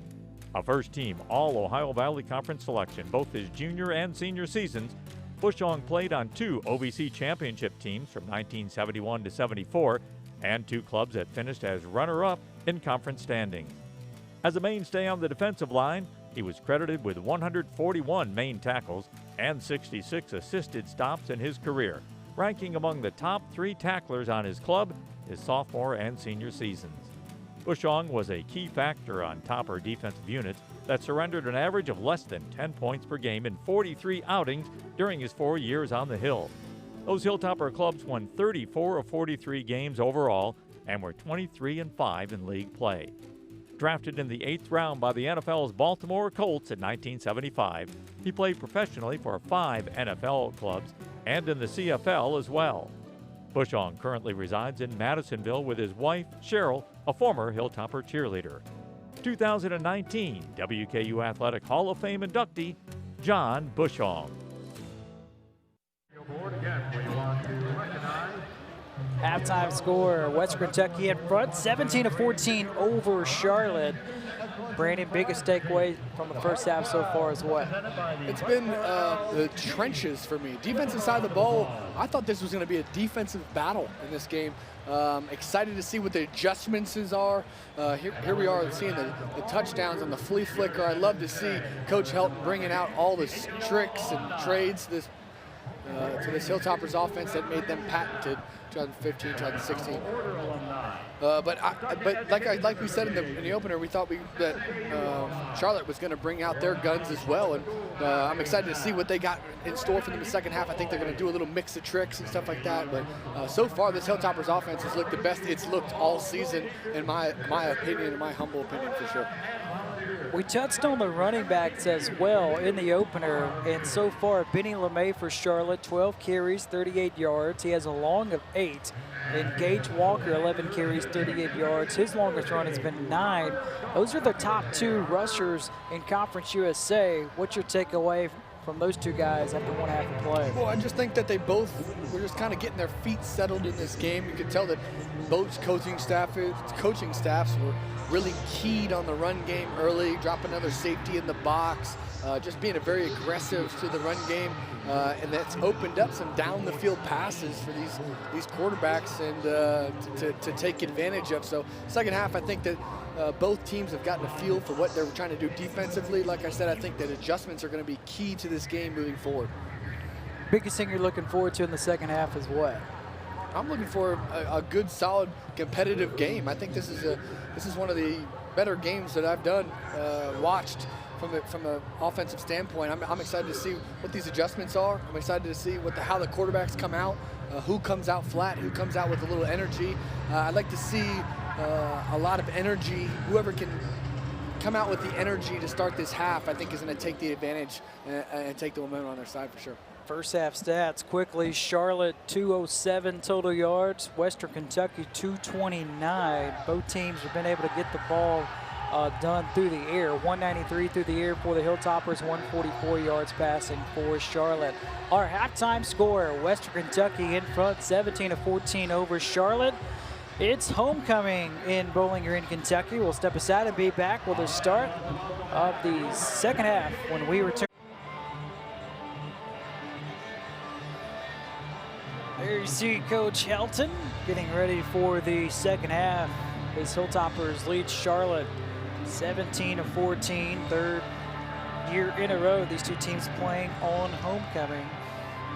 Third meeting overall between these two teams. Hilltoppers with a win today, it would be a 4-game winning streak, which would be the first since October of 2017. But Charlotte would like to play spoiler to that on the road on homecoming. New coaching staffs for each of these teams, and I think both of these head coaches have done a nice job to come in and lay their foundation of how they want to do things and run things moving forward and turn each of these programs around. So far, so good for both of these coaches. I mean, it's hard to turn a program around. You don't know, the casual listener, the casual viewer doesn't really understand everything that it takes to turn a mentality around. These coaches have done a really good job doing that in different ways. You're looking at Jonathan Cruz, the sophomore kicker. Got a cannon for a right leg. He'll boom it away for Charlotte. Garland LaFrance back deep for Western Kentucky. Kicks kick to LaFrance, and LaFrance, he'll bring this one out. Sophomore from New Orleans, crosses the 20 and is drops at the 23. Got popped pretty good by Solomon Rogers. The defensive back came up with a strong hit. I don't think he regrets taking that one out. That looked like it hurt. So now we have a look at the offense. Opening drive of the second half for Western Kentucky. That drive, by the way, to start the game, you remember they scored on the opening drive of the game? First time they've done that all season. Wow. They have not scored on the opening drive of the second half this season. Handoff to Walker, and Walker gets swallowed up at the line of scrimmage for no gain. Counterplay. Tried to do a little counterplay to start it off, and Brian Ellis tries to help them like they do in the beginning of the games. They're scripting the second half of the game as well. Started with a counter. Like I said before, 3-over-3, good play. Great pursuit, backside running. Looking at the linebacker, Jeff Jimmel, they made the stop. He's been everywhere today defensively for the 49ers. Man coverage. They find Pearson and he drops it unless they rule it a fumble. It is a drop, incompletion, and he paid the price too because Gibbs came up and popped it pretty good as well. Not in love with the first two calls by Coach Helton here. Start this second half. I thought they had kind of had him on the ropes. Now they're kind of giving momentum to Charlotte. See if they play soft like they've been playing on 3rd and long, or if they kind of get a little bit more aggressive. Looks like they're going to be a little bit more aggressive here. Two-man look. Story on 3rd and 11 and double coverage, and it is incomplete. He tried to fit it into his tight end, Simon. He had 2 defenders all over him. So the Hilltoppers go 3 and out to begin the 3rd quarter. I guess the positive on that one, throwing in a double coverage is not a positive, but two-man, they're not respecting the outside throws. I think it has a little bit to do with not fearing Ty Story's arm strength to the field, but the safety can cheat over to the middle of the field. But in two-man coverage, that middle of the field is open. Just got to have a breaker or someone that runs away, not just run right straight up the middle of the field. That's tough on the quarterback. First punt of the day for Alex Haggerty. And here's the punt return. Nice spin move to get out of traffic momentarily, and then stopped at the 40. That one hurt too. A lot of tough hits so far. We've seen, that was Devin Key in on the hits. So Charlotte will have pretty good field position on their opening drive of the 3rd quarter. They will. I'd like to see how they get Benny going here in the second half, trying to give them a little bit more of a creative run game. They ran Wildcat one time, and it was a trick play. It failed but didn't fail, and missed throw. So interesting to see how they get him involved in this game. I like how they kind of stack him to start. You see how they stack him to start? Don't let defense declare which side the run's coming to. I think that's pretty cool. Formation boundary. Here is LeMay, touches it to start the drive in the third quarter. There is a flag back at the 36. That was a big hold there. And penalties have been a killer today for Charlotte. If it is against the 49ers, this will be the fourth penalty. And it is second holding penalty today against Charlotte. 75 again. Coming into the game today, they were averaging 55 yards worth of penalties per game. They're at 50 right now. 75 hold, you got an 81 with a hold, 9 with a hold. And they could have called that on 6 different people. 75 out of the game, second hold of the game, hands to the face, holding, on to the next. Looks like Coach Healy's doing that. They're coming down here. Play action for Reynolds, and Reynolds spins out of trouble momentarily, throws it up for grabs, and it's incomplete. Man, if he had time, he had that same concept. It's the fourth time they've run those 4 verticals to the boundary. It's given the Hilltoppers trouble, but great job by the Hilltoppers getting pressure. But thank God they didn't get pressure, because if not, they hit a guy wide open running down the middle of the field. Tried to get it to Victor Tucker. He's got 4 catches for 86 yards today. There was Kincaid on the coverage, the junior from Valdosta, Georgia. 2nd and 20. Second forever.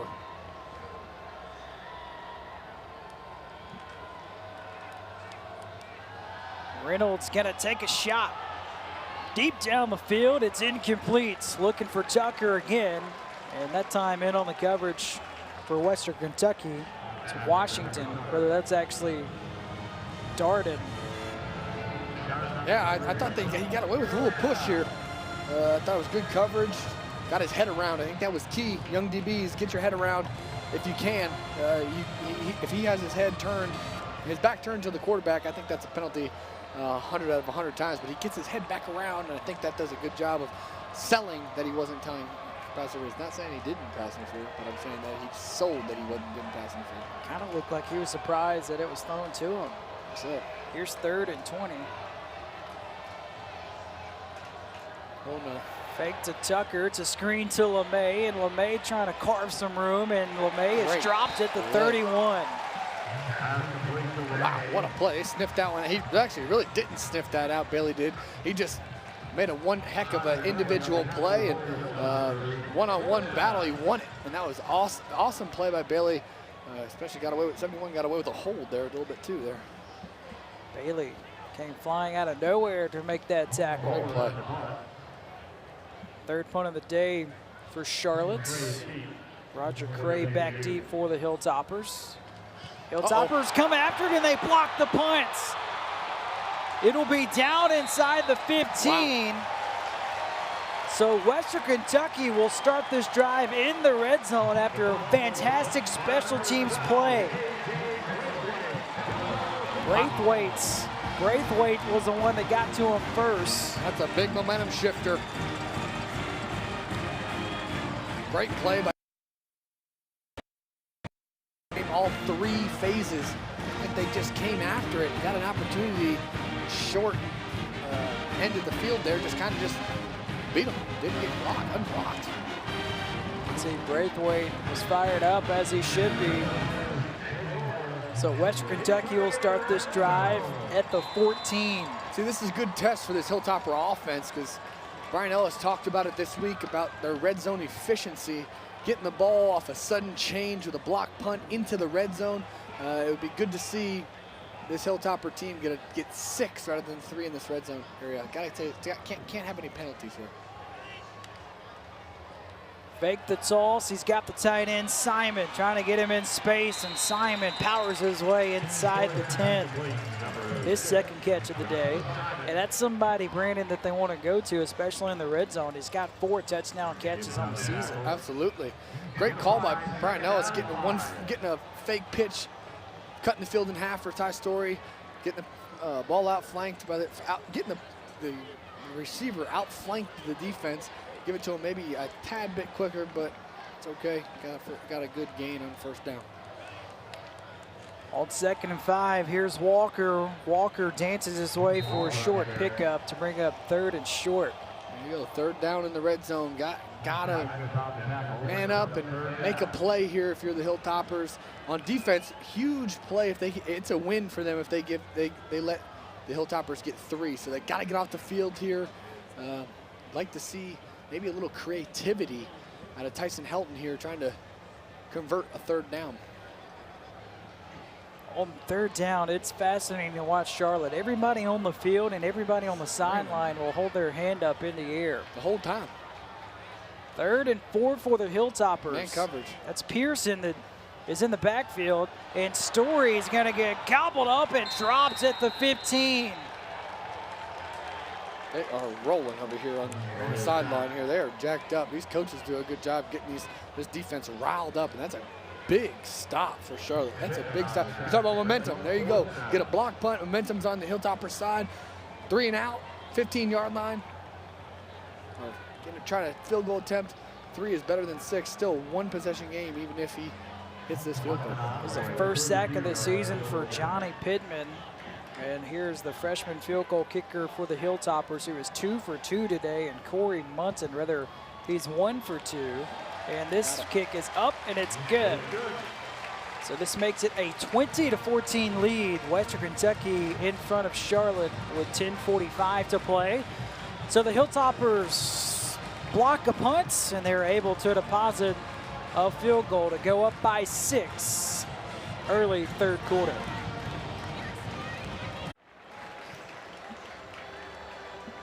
.2014 lead, Western Kentucky in front of Charlotte with 10:45 to play in the 2nd quarter. And a Conference USA East Division battle. Hilltoppers looking to remain in first place in the East. Charlotte searching for their first conference victory on the season. As Corey Munson, the freshman, will kick it deep. 19 touchbacks on the season. That'll make it 20 over the head of Tucker. So 1st and 10 coming up here for Charlotte. Charlotte today, Chris Reynolds is 8 of 14 passing, 147 yards and a touchdown. Their star running back, Benny LeMay, the leading rusher in Conference USA, just 38 yards on the ground. A week after he had a career-high 234 all-purpose yards at FIU. They got to get him in rhythm here. Got to get him going. It's a stingy WKU defense, though. It's kind of a double-edged sword. Reynolds will keep it, and Reynolds starts his way for a short pickup on 1st down. Haven't seen that a lot today from Reynolds, but when he has run, he's been efficient, very efficient, making good job. They're doing a good job of seeing when having a judgment of when he can run, when he can throw. This is a little zone read. Good job by the Hilltoppers having an extra guy over there for the zone read. That was Darden with the tackle, former walk-on who under scholarship. Honorable mention Conference USA last year. There you see both teams have that. That's Charlotte on the sideline. All the players that will relay in the play. Here's the 2nd and 7 play for Reynolds. It's a slant, throws it in a crowd, and it's actually caught by Cameron Dollar for his 2nd catch of the day. That's good for 6. Quarterback kind of misread that. Again, I talked about that early in the game. Tyson Helton on their side, the little zone man. Quarterback thought zone was man, worked one side, popped back to the other side, but great job popping back, accurate throw. Good completion there to make 3rd down manageable. 49ers today, 4 for 7 on 3rd down. They went 3 and out on their opening drive of the second half. This is a big third down. Hope they don't just plow right through it. 2 seconds, 1 second. Just get the snap off. Here's LeMay, full steam ahead, and he earns the first down. Tough running for LeMay. Got hit pretty good by Darden. But he was one block away from taking that to 6. It looks like they had a little miscommunication. I think the jet sweep caught the defense off kilter just a little bit, and then he was probably one missed tackle away from taking that for 60 plus. And LeMay is now out of the game. As you see, Eyeshot Finger, the freshman from Charlotte, North Carolina, back on the field. That's a job right there. That's a job I want. Just hold the signs behind, blockage signs. Charlotte has 3 of them. I think Western Kentucky only has a couple. A little excessive, if you ask me. But, you know, today's 2019, I guess everybody's stealing signals. Timeout taken by Charlotte. They're first, stopping the clock with 8:36 to play in the third quarter. Western Kentucky in front, 20-14. 1st and 10 for Charlotte when we come back. All right, coming out of the timeout, 6-point lead for Western Kentucky. 49ers have 1st and 10 from their own 37. This is one of the most unique and pretty views in college football. That is right. You know, it is definitely a college town here in Bowling Green, Kentucky. Benny's out the game again. Still coming out of the timeout. Haven't seen a lot of fingers. Only has 1 carry. They fake it to him, and then a lob down the field, and it is broken up at the last second by Roger Cray. And then a late flag is thrown. Very late. That was a great play by Reynolds. He had an unblocked guy throwing an RPO. I mean, he read it completely wrong, but did a great job Pass getting that ball out of interference. his hands. Number 24, defense. 15-yard penalty from the previous spot. Look at Coach Automatic Helton. first down. He's lost his hat. I wonder where that hat is. I think it's probably on the floor somewhere, I'd say. Here's another look at it. Tough call. So that's the first penalty in 2 weeks against Western Kentucky. That's hard. Did not have one against Army last week. That's impressive, but that's a critical one there. Don't really see Coach Helton get that animated. No, he's He is fired up. He's fired up. That hat is taking the brunt of the argument as well too. It's pretty bruised up. Ball is placed at the 48 of Western Kentucky. LeMay is back on the field. And he takes the handoff and stumbles forward for a short pickup. He's had no room. I mean, it's almost like they're in the backfield on every play, and he's got to make a guy miss. But then again, the only reason he's got what he's got is just because he falls forward, you know. And to be honest with you, I didn't think they had 6 in the box. I thought there was an RPO. If you had RPO on, I'm throwing that ball 100 out of 100 times. Quarterback's got to recognize that these outside linebackers that he's reading these RPO games, they are being very aggressive. He has to understand that. It's got to be echoed from the sideline. Play clock under 10. Reynolds is under center. Never good. Play action. Reynolds the over. flips it over, shoots Tucker, and it's intercepted. Roger Cray with the interception.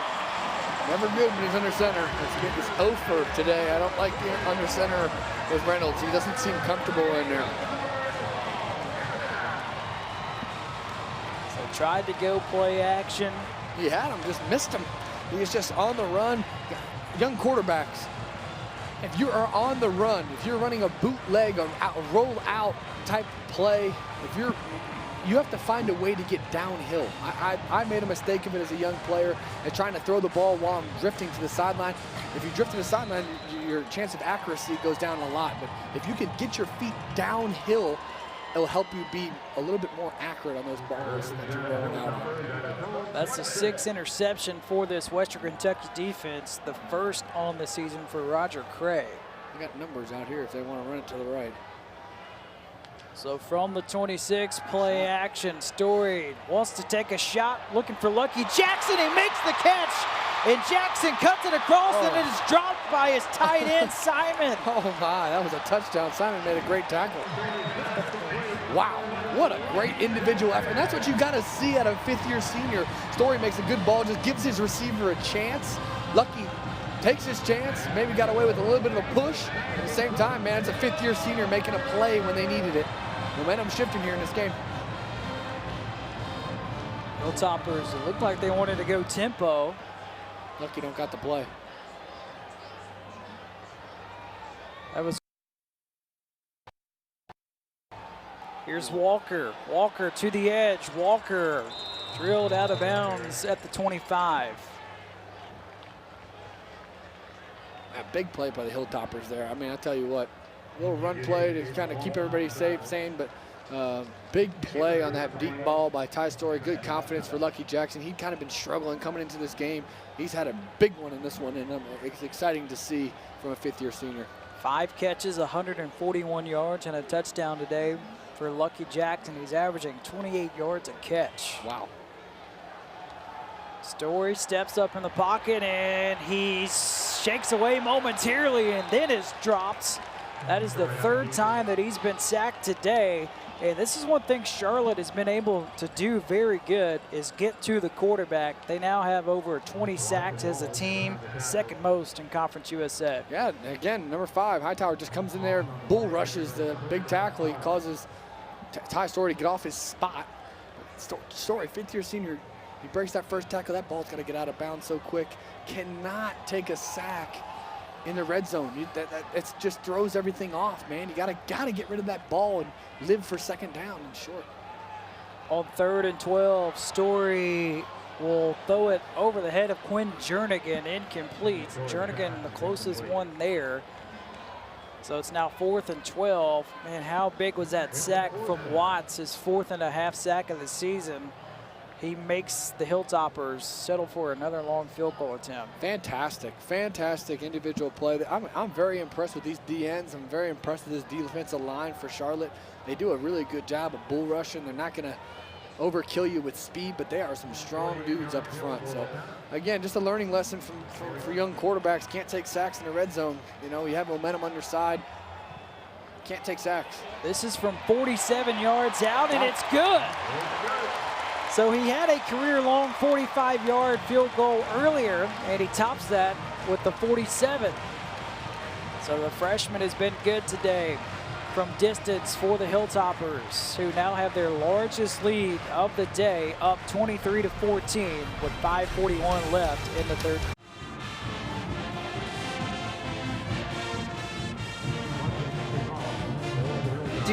The Hilltoppers in front 23-14 over Charlotte with 5:41 remaining in the 3rd quarter. On homecoming this afternoon here in Bowling Green. That drive, by the way, 5 plays, 44 yards. It took 2 minutes and 1 second, and they officially call it a 48-yard field goal from Munson, which is a new career long for him. And now we get a look at the Charlotte offense, and Brandon, this is a situation for Chris Reynolds. Last time, you know, threw the costly interception, and he looks to bounce back on this drive for the 49ers. Yeah, he has an opportunity to redeem himself. You got to have as a quarterback in this league, a Division I quarterback, you have to have a one-play mentality. On to the next. One play works, nice. Good play, great. Bad play, great. Next play mentality, move on. Reynolds under the center, never a good sign. Only 16 yards of total offense so far for Charlotte in this quarter. Here's LeMay, just powers his way up to the 27, and that's been pretty much it all day for Benny LeMay. He is averaging 3 yards a carry, and it has mostly just been those runs up the middle. He hasn't had much space. The offensive line did a good job early in that first drive, but that was probably their best drive. 5 in the box here on screaming run. 2nd and 7 for the 49ers. Again, they put the tight ends outside here. You see these big tight ends on the outside. Showed a man zone coverage. Here it's zone coverage because you got corners out there. Reynolds will now take off, and Reynolds is stopped around the line of scrimmage. Little twist up front. They got a little twist up front, stopping that quarterback runs the 3rd time they try to do it. The first time it worked. Last 2 times, not so much. That was Bailey, his 5th tackle today. So 3rd and 7 for Charlotte. 49ers 5 for 8 this afternoon on 3rd down conversions. Remember, Western Kentucky, Brandon, 5th in the country on those third down conversions on defense. They're very good at getting off the field. They are. They do a really good job of mixing up coverages, and they can mix up their coverage all they want in 3rd and long. A lot of shift on the line. The snap to Reynolds, and Reynolds sprints out to the right. Chased by Bailey, throws it looking for Tucker, and it's dropped. Whether that was Cameron Dollar, the intended target. It's 4th and 7. I think Reynolds there has to kind of trust his protection. He's got protection. He just kind of escaped the pocket a little too much. Just trust it up front. I think that's a little bit of a sign of a little bit of lack of confidence after you threw that pick. That's why I don't really like, as an offensive coordinator, running 2 run plays after your quarterback had just thrown an interception on an errant pass. He's got a lot more time to think about that interception more and more, and I think that was in the back of his mind on that last play. We have a timeout call by Charlotte. Remember, last time they attempted to punt, Western Kentucky blocked it.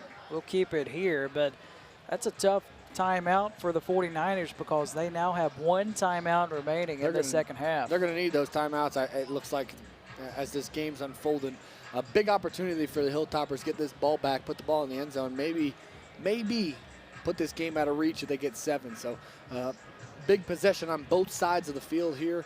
I would think that Charlotte would bring a lot more pressure than they have been. They've been playing coverage, man coverage over top. And I think they're going to have to bring a little pressure, get Ty Story off his spot a little bit, and continue to be impressive in the red zone. I think the Hilltoppers have been very dismal in the red zone, making very bonehead freshman young mistakes from a 5th year senior quarterback. That's unacceptable. You got to be locked in the red zone and take care of that football. Know that where you are and on the field. So a big possession here coming up. See if they come after the punt again. This time rugby style, and it's kicked away as it's a fair catch reeled in by Roger Cray at his own 33. So 4:03 to play in this 3rd quarter. 23-14 advantage for Western Kentucky. Hilltoppers offensively today, 272 yards of total offense. By far the majority of that through the air, 244 passing yards, only 28 yards on the ground. Yeah, which is kind of uncharacteristic of this Hilltoppers offense in 2019. So good to see in a pass game, but you'd like to have a little bit of balance running the ball, and I think they will definitely have a chance to do that, being up 9 here in 3rd, 4th quarter of this game. So Ty Story and company back out on the field. Story today, 15 out of 21. 2 touchdown passes and those 244 passing yards for the graduate transfer from Arkansas. Threw for over 1,500 yards and 11 touchdowns for the Razorbacks a season ago. Hands it off to Walker on 1st down, and Walker works his way up to the 39. It's a good positive run on 1st down. Sent that motion over, gave them numbers to run the play. What that means is they had more linemen than they did defenders on that left side. We have a penalty marker down. There's 2 of them around the 41. Play, personal foul, late hit, number 34 defense. 15-yard penalty to be added on. Another costly penalty 1st down against Charlotte. That is their 3rd personal foul penalty, the 5th one overall. And those can be backbreakers because now the Hilltoppers are in Charlotte territory. They are, and they're shooting themselves in the foot here, Charlotte is. I think it's a little bit of both, a little undisciplined, and at the same time, I think they're getting a little frustrated, being on the field a lot in this second half.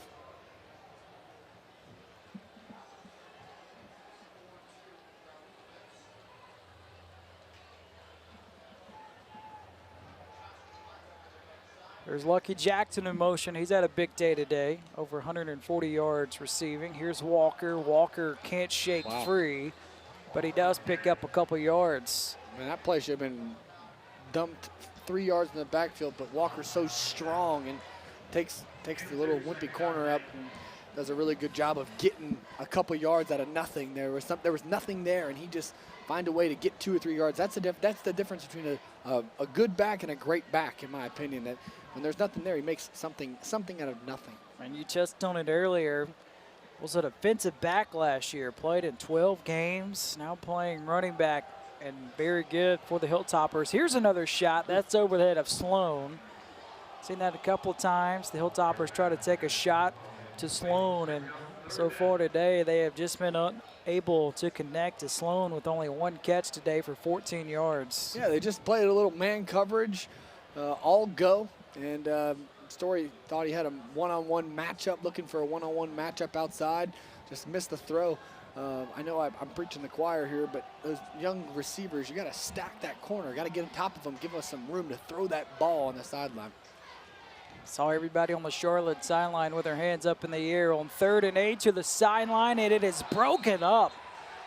Nice play by Johnny Pittman to poke it away. Uh-oh, got a penalty.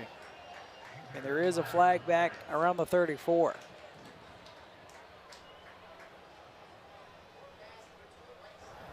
After the play, unsportsmanlike conduct. Defense, 15-yard penalty from the previous spot. First down. Wow. Looked like he hesitated, didn't know which way he wanted to point. But man, we talked about how the last personal foul penalty was a backbreaker. That one keeps the drive alive. Wow. For Western Kentucky. That's a huge, huge mental mistake there. On the opposite side of the field, too. It wasn't even on the play side. It was on the opposite side of the field. Yikes, that's not good. That'll make 6 penalties for 80 yards. Ooh. For Charlotte. Healy's fired up over there, baby. Rolling out to the right, here's Story over the middle, and an incomplete again, looking for Sloan. And again, he was open. Pass just down around the shoelaces. Yes, it was the same exact play call they had when they hit tight end in the flat by over there. Ty Story was just a little bit late to it and had to move on from his read because he made it to the sideline.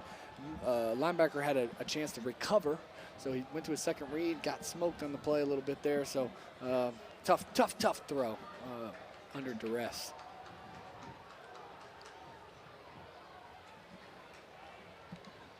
Man coverage. Story on the keeper. Off the left side, and Story picks up 2. Little quarterback run. Got the 49ers shouting again. They've had some success in the strike zone. Not quite the red zone just yet, but they're in the strike zone, I would call it. 30 to 25. In my mind is the strike zone. You think shots on the field. You think getting ready, getting prepared, you run your normal offense, but at the same time getting prepared for the red zone. They've had big-time success in this part of the field today, looking to keep that success alive. 6-4-11 on 3rd down today. Man coverage. Looks left, throws left, and it is caught, but short of the line to gain by Jernigan. In on the coverage is Lance McMillian, the freshman from Greensboro, North Carolina. First catch from Jernigan since the first play of the game. There they're going. I like the aggressive mindset from Tyson Helton. Looks like they're going. And 4th down, it's been an adventure this season as you get a look at that catch from Jernigan. Hilltoppers are 4 for 11 on 4th down in the season. Jackson in motion. Quarterback run for Ty Story. He's got the first down for the Hilltoppers. He's still on his feet. Finally stopped inside the 15. Awesome run. Good to see that from Ty Story. You can tell he's getting the respect of his teammates by dragging people around. He's a quarterback just taking on linebackers. That's an impressive play by Ty Story there on 4th down when he needed it most. Hilltoppers again find themselves in the red zone, which has been a struggle today as far as trying to punch one in. Had to settle for a field goal last time in the red zone. Ball is at the 13. Formation to the boundary. Play action. Story finds Walker out in space, and Walker spins inside the 10. They'll mark him down at the 8. They tried to give Charlotte a little taste of their own medicine. They've run those verticals to the boundary with formation to the boundary a couple times in this game and been successful with it. Tyson Helton says, I'm going to try that myself. Copycat league, and he throws a check down, makes a great decision throwing a check down. Hilltoppers bring in a tight end and Kyle Fortenberry.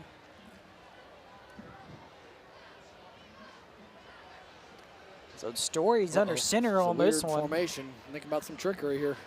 This is Sloan, flips it to Jackson. Jackson's gonna throw it. How about a Philly special for the Hilltoppers for a touchdown? A little trickery from the Hilltoppers, man. You can sniff it out. Very good call, very aggressive call. Get momentum on their side, connecting a 4th down. Gotta have it. Great call, Tyson Helton. First catch for Ty Story, and it's good for a touchdown. So Lucky Jackson left-handed, rolling to the left, flips it in the end zone for the touchdown. Take your helmet off, son. Attaboy. Get a headache from all those guys slapping you in the helmet. I've done that a couple times. As the extra point, it's up, and it is good. So with 8 seconds remaining in the 3rd quarter, Western Kentucky out in front, 30-14 over Charlotte. And you think when Doug Peterson made that decision in the Super Bowl, he had any idea how big of an impact it would have across football? I know, it seems like everyone's running that play. There's going to be a, watch, Peterson's going to have like a play off that play or something that's going to just trigger everything and just freak everybody out again and change the landscape of college football again.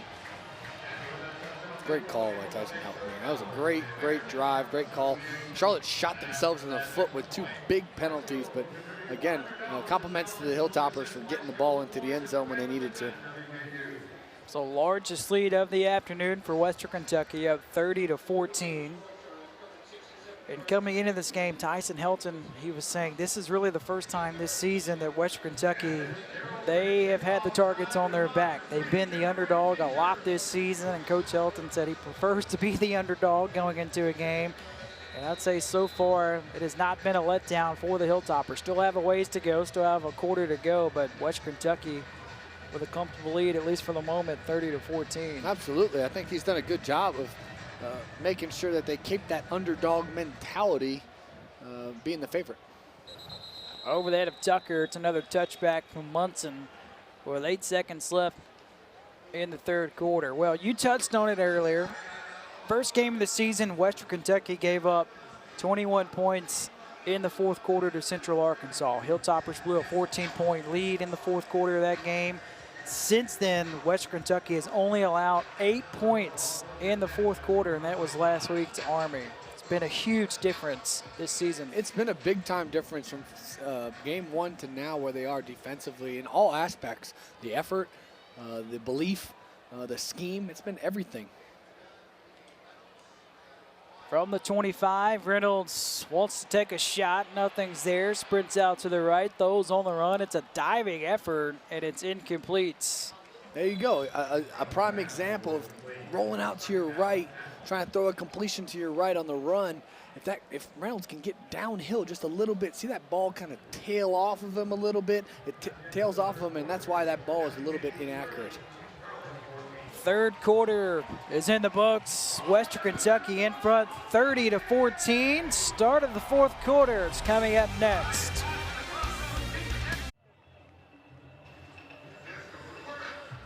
Start of the 4th quarter, Western Kentucky leads Charlotte 32-14, and this was during the 3rd and 4th quarter. How about a field goal right down the middle from Christian Harper? Earns himself a scholarship worth $1,000. Nice. Congratulations. That was smooth.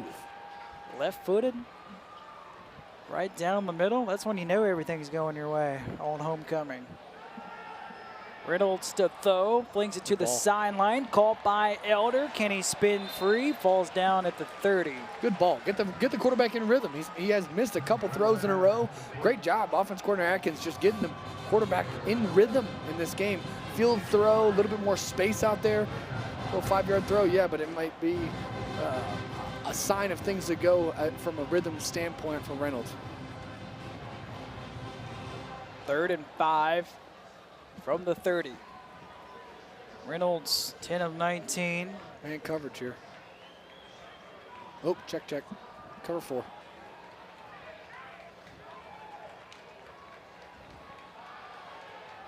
Reynolds got room off the left side. He will take off and run and slide for a 1st down. He's happy he slid there because I thought he was going to get smoked at the That's outside. Kyle Bailey waiting for him. Wow. Great job. Reynolds is, the Hilltoppers have to understand on defense that Reynolds is looking to run first. Yeah, I thought he had a couple guys wide open. He don't care. He's got space. He's going to run it. That just shows a little bit of lack of confidence going in their young quarterback right now. And Reynolds, they got to do a better job of getting him in rhythm. Maybe some short passes here. It'll be interesting to see.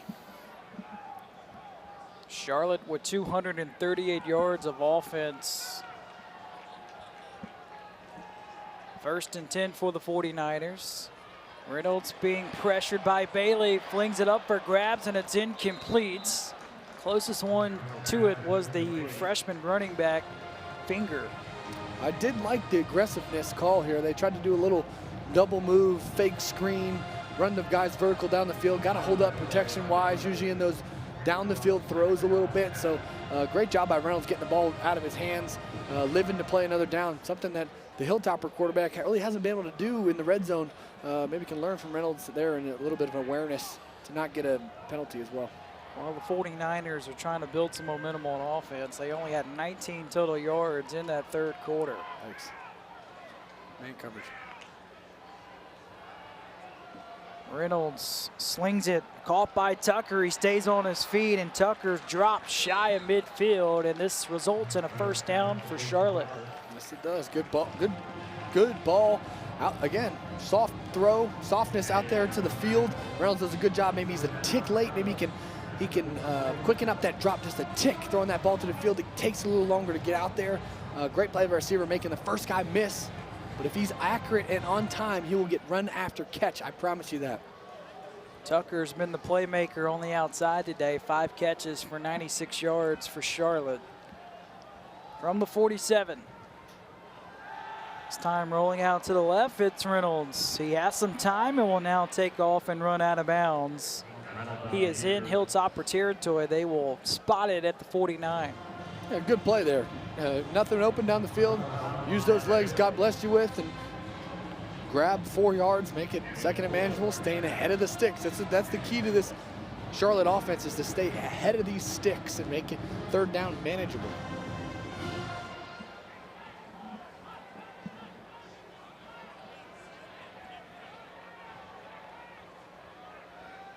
Formation to the boundary.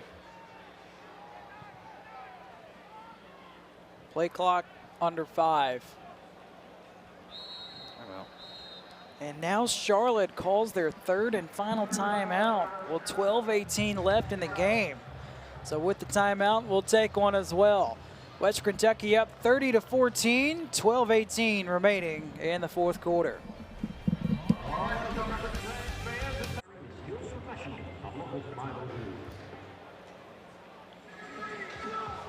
.30-14 lead, West Kentucky. 49ers with the football, having 2nd and 6 coming out of the 3rd and final timeout taken. Still a long way to go. LeMay in the backfield.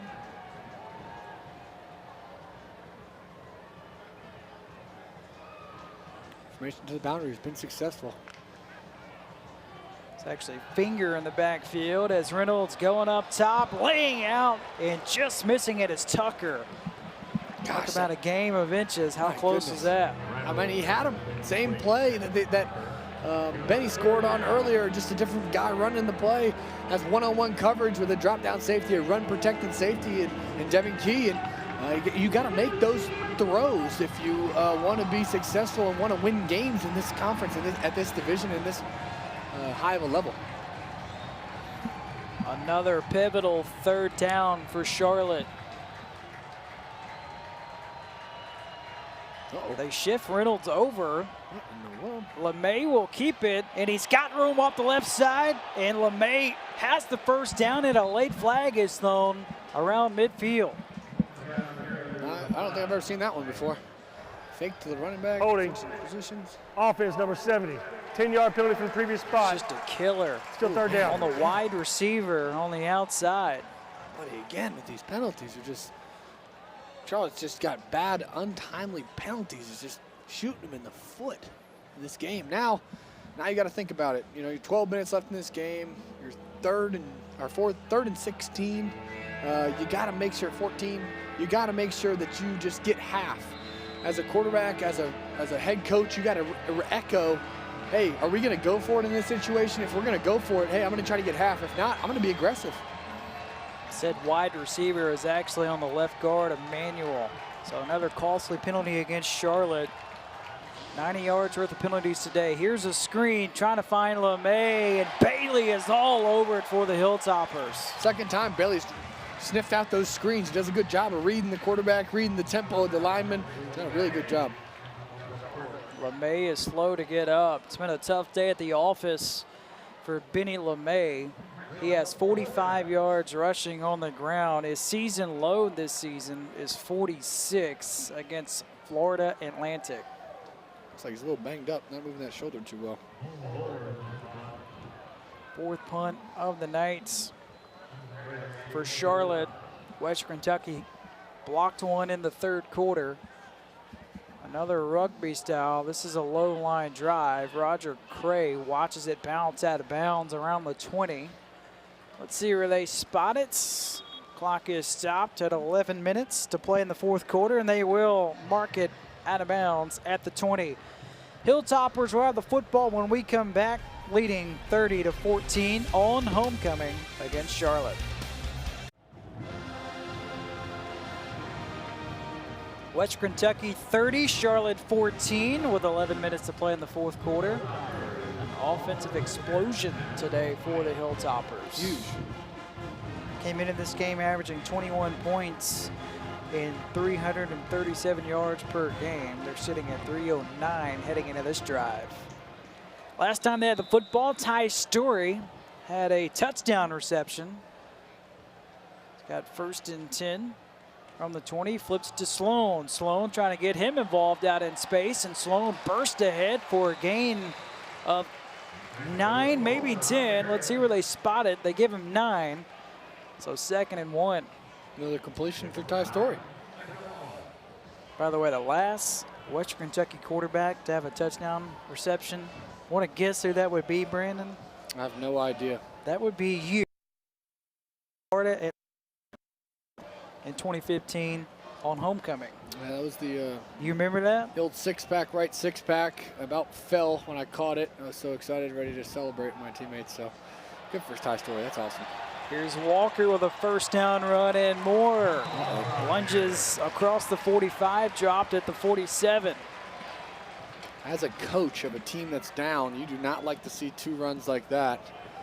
Back-to-back just kind of shows maybe your team is kind of giving up a little bit. That's not a good sign for a young head coach to try to instill some morals into his team. Those are 2 gashes. Under 10 minutes. Here's Walker.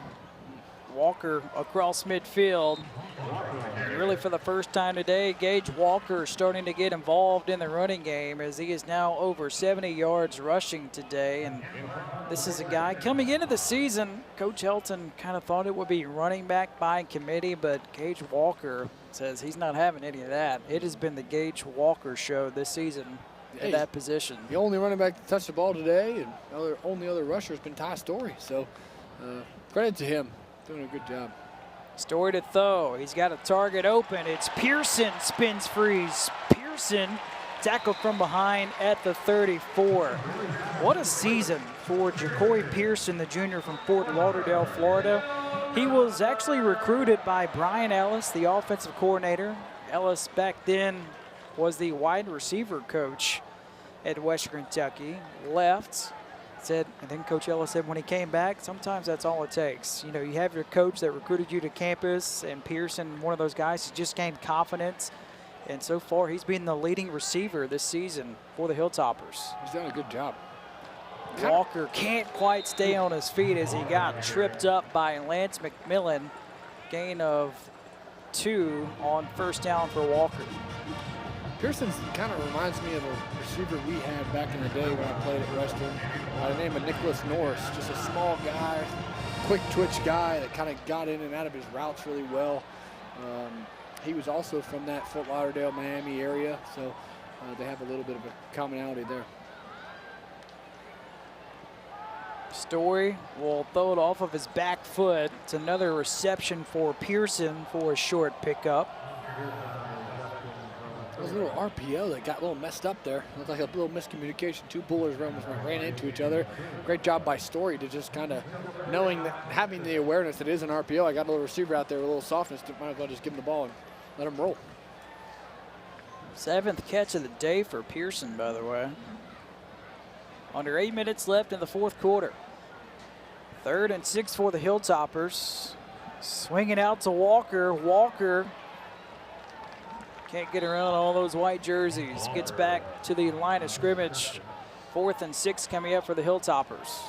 Safe call there on 3rd down. Field goal range. Again, the left hash nemesis trying to be conquered here by the young freshman kicker. Well, it's been a career day for the freshman kicker, Munson. Made a career-long 45, which he later topped at 48. This from 47. Left hash. Drills it, and this kick is no good. Misses it to the left. Left hash 1, freshman kicker 1. That time kicking into the wind a little bit. Wind is picking up here. It is. But that's a big stop for Charlotte with 7 minutes left in the game. And now the 49ers are just, defense comes over the stop. Now this 49er offense has to make some noise. It's called complementary football. You got to have your defense help your offense a little bit, and your offense help your defense. And right now, they need to get going and get going quick. But that doesn't mean, as a quarterback, doesn't mean take the deep shots. Try to get it. You can't score 16 points in one play. You got to take what they give you, get yourself in rhythm, and get the ball moving in the right direction so you can pick up some points here. Softness to the field. Reynolds will run again. Reynolds dropped at the 35. Brought down by Jalen Madden, who's having himself a really good day. Calling his name a bunch. A ton. Another design run here. Everybody goes vertical. Another gain up top by the Hilltoppers from their defensive line. Just twists, TE gains, trying to stop that run by the quarterback, and they did a good job there. That's LeMay in motion. Reynolds finds Tucker, and they weren't on the same page. Tucker turned his head around, and the ball was right there. Yeah, I think it was a little bit quick, or he was a little bit deep. It was one of those where, you don't know if he was too deep on the route or Reynolds was too quick with the throw. So a little bit of miscommunication there, big time. Had man coverage, great job by Reynolds. Seeing that it's man coverage, knowing he's got a one-on-one, a little Venus route, we like to call that, a 9-yard stop route. I'm not sure what the depth was on that one, but it just good play by the quarterback to see and read man coverage. That was actually Cameron Dollar, who does have a couple catches today. 3rd and 5 for the 49ers. 2 seconds, 1 second. They just get the snap ball for Reynolds, and Reynolds gonna take a shot. Here is Tucker, and broken up by Devin Key. Devin Key's been playing football for a long time in West Kentucky and playing at a high level. Today marks his 25th career starts. Honorable mention Conference USA last year. Good play, good smash concept, but just better defense by the Hilltoppers. Just seems like, Hilltoppers want it. 49ers don't really want it right now. They got to go get it. Go get the ball. Go attack the ball. Go make a play for your quarterback that's struggling with a little confidence.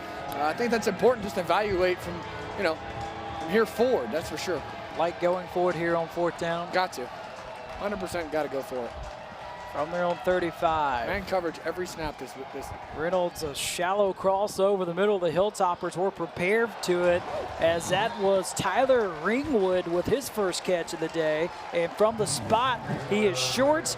There is Darden again on the stop. Man coverage, just anticipated it. Whole player did a good job of robbing. Like I said, Hilltoppers just seem like they got all the momentum on their side right now. What do you think it is from this Hilltopper defense where they're so good, especially in the second half this season? They play together better than any defense I've seen in a long time, and better than any defense I've seen really in the red and black. So compliments to Clayton White. He's got these guys playing with a lot of energy, but playing together and communicating, over-communicating, it looks like, from a safety position. Number 2, Devin Key, he's the one that runs that defense. He's done a good job of communicating everything, coverages. They do a good job of passing off crossers. They do a good job in the run game, getting off and off the field. They're a very sound, fundamental defense, and they're exciting to watch. Expect to see a lot of Walker the rest of the way here. Yeah, you better jump on Walker's back because he's going to try to take him home. With 6:06 to play in the fourth quarter, here is Gage Walker. 49ers were prepared for him. There's Highsmith, one of the first ones to him. Highsmith does have a sack today. The senior from Wilmington, North Carolina, he is impressive. 6'3", 245. Will definitely have a chance to play at the next level. Absolutely. Actually a loss of 1 on the carry from Walker. And Walker trying to bounce it out to the right, and again going nowhere, loses another yard. So now it's 3rd and 12. A little outside zone there for the Hilltoppers, just trying to get Gage going a little bit more. And clock is a little bit more important than yards right now, that's for dang sure. And the 49ers, no timeouts remaining. Call 2 pretty quick in that 3rd quarter. 1 early at the 12-minute mark here in the 4th. On 3rd and 11, it's a quarterback run for Ty Story, and Story works his way to the 39. So he gets back to the original line of scrimmage, and the clock winding down with 4:43 and counting. Yep, little quarterback draw, run, that's like the way of the future now. These quarterbacks running, all these athletic quarterbacks you got in the NCAA, and that's like the wave of the future here, is that these quarterback design runs from these guys. It's not really much zone read as much, but just old country, old school quarterback runs, which is a cool new trend, that a little wrinkle that college football is bringing in. Do you wish you ran it more? No, absolutely not. You know, You wanted those 5,000 yards passing. Yeah, I want to throw it. You know, the good Lord didn't bless me with the 2 legs that Ty Story and this Reynolds kid have. So with the timeout, we'll take on as well. With 4:09 left in the 4th quarter, it's 4th and 10 for Western Kentucky. Hilltoppers lead Charlotte 30-14.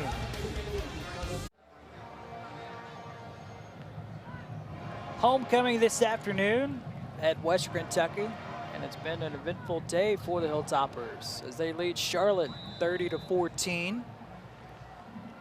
As the punting unit out on the team on 4th and 10. Haggerty has not been on the field a great deal today to punt it for the Hilltoppers. Only a 2nd punt of the game. His first one was good for a 47-yard punt. This is called a fair catch inside the 10 with 4:02 left in the game. You know, I think about the second half and the struggles the Charlotte 49ers have had on offense. And, you know, you want to point your finger at the offense. You want to point your finger at the quarterback. You want to point your finger at the running back, the offensive line. At the same time, man, I think Clayton White's done an amazing job making adjustments, like I said, in the opening of the second half, to confuse the young quarterback and not let them rely on that run game and become a little bit one-dimensional here in the second half, having to throw the ball. Only 56 yards of total offense in the second half for Charlotte. You touch on defensive coordinator Clayton White. What a job he and his staff have done. What a difference a year makes for him and his staff. Reynolds in trouble around the goal line in the end zone. Finds Tucker at the 15, and Tucker has a huge first down for Charlotte to the 49ers with some breathing room. Nice. That could have been real bad. A great play by the quarterback. You always get nervous in your own end zone because you get a hold in the balls in your own end zone. That's a safety for your young quarterback. So food for thought, young quarterbacks. Just make sure you get the ball out of your hands. That's why a lot of coaches take shots when they're backed up. That was good for 17 yards as Victor Tucker's going over 100 yards receiving today. Reynolds in all kinds of trouble, throws it off of his back foot, and it's incomplete. Tucker, the closest one to it. I don't know how Reynolds got that off, but he did. No idea. Fantastic play again. Reynolds is, he's got some grit. He's got a lot of he's got a torn sleeve there, just the battle scars. You know, he's just an old school quarterback that's done a good job in this offense, controlling it, managing it, other than the one interception. But I think he's done a good job. The kid's got some grit. He's 14 of 28 today, 191 yards, 1 touchdown, 1 interception. 2nd and 10, Reynolds looked like he wanted to get rid of it quickly. Now just takes off and run, and he is tackled by D'Angelo Malone at the 31. Had a screen called there, and Hilltoppers sniffed it out again. Bailey sniffing out another screen, and Reynolds said, I'm not throwing another pick. I'm not going to force this thing. I'm going to run it, use my feet. Bailey's been a difference maker today. He leads Western Kentucky with 8 tackles. He's done a great job today.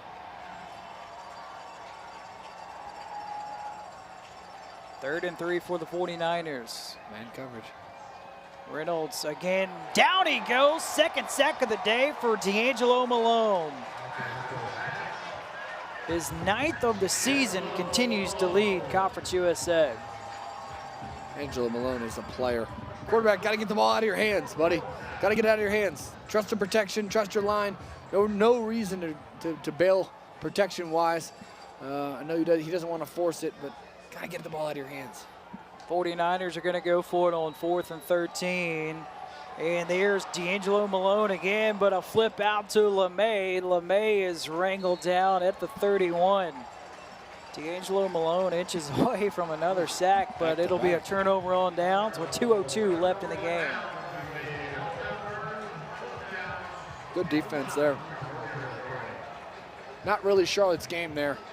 Trying to throw it every play here in the second half, especially late in this 4th quarter. Just trying to throw it, make up time, trying to get the game back, and it's just not really their game. Their game is to run and pound, ground and pound. So a little bit out of their comfort zone, you can kind of tell. Well, Reynolds today, 29 attempts. The most he's thrown in a game this season is 31. Wow. And remember, he only threw 10 passes last week on the road. Charlotte, they'll be happy to be back home next week. They will take on North Texas, who's playing Middle Tennessee well so far today. 2-game homestand coming up for Charlotte, North Texas and then Middle Tennessee. I have a victory formation here for the Hilltoppers with under 2 minutes left, and remember, no timeouts left for the 49ers. Hilltoppers got a good momentum change with the flea flicker today. They did a good job of, doing a mixed bag of tricks with the run game, down the field throws. They even missed on a couple throws that they had guys, and they still managed to get some explosive plays in the pass game, which they've been lacking in the past 3 or 4 games. So kudos to Coach Helton finding ways to get the ball down the field. Kudos to Brian Ellis trying to get, making creative ways to get touchdowns in the red zone where they were struggling. So a good win for these Hilltoppers at home, taking care of business in a game that they were the favorite to win this game. So really good signs, a lot of good things in this film when he puts on the film tomorrow morning. So the Hilltoppers on the verge of winning their 4th game in a row, which will be the first time since October of 2017. So how about that for Coach Helton and his staff? Year 1 turnaround, that's pretty good. Now, they remember this team won 3 games last year, and he's already 1 game away from bowl eligibility. With the win today. With the win today. And a crucial game next week for Western Kentucky as they will be on the road at Marshall. But on homecoming today, it was all Western Kentucky. The Hilltoppers knock off the Charlotte 49ers 30-14 to win their 4th game in a row. Yeah. What was the biggest thing that stood out to you today, Brandon? I think that, the defense stepped up. They did adjustments in the second half, just really shut down this Charlotte offense and got them out of their comfort zone by running the football. Two, I thought Coach Helton and Ryan Ellis did a good job of getting Ty Story in rhythm, getting their seniors involved, working the run game. They dominated the line of scrimmage in the second half, and they made some really good adjustments in the second half to coast in this game. So a lot of positive from the Hilltoppers. Yes, they have some things they need to work on. They missed a couple shots here and there, but hey, a win's a win. Anytime you can escape a win in a conference play, stay undefeated in the conference, it's always a good sign. So good things to come for these Hilltoppers. So for my analysts, Brandon Dowdy, I'm Graham Doty saying so long from Houghton Smith Stadium in Bowling Green, Kentucky, where the final score on homecoming, the Western Kentucky Hilltoppers 30, the Charlotte 49ers 14. All games airing on the ESPN network, streaming live and archived on the ESPN app. This has been a presentation of ESPN.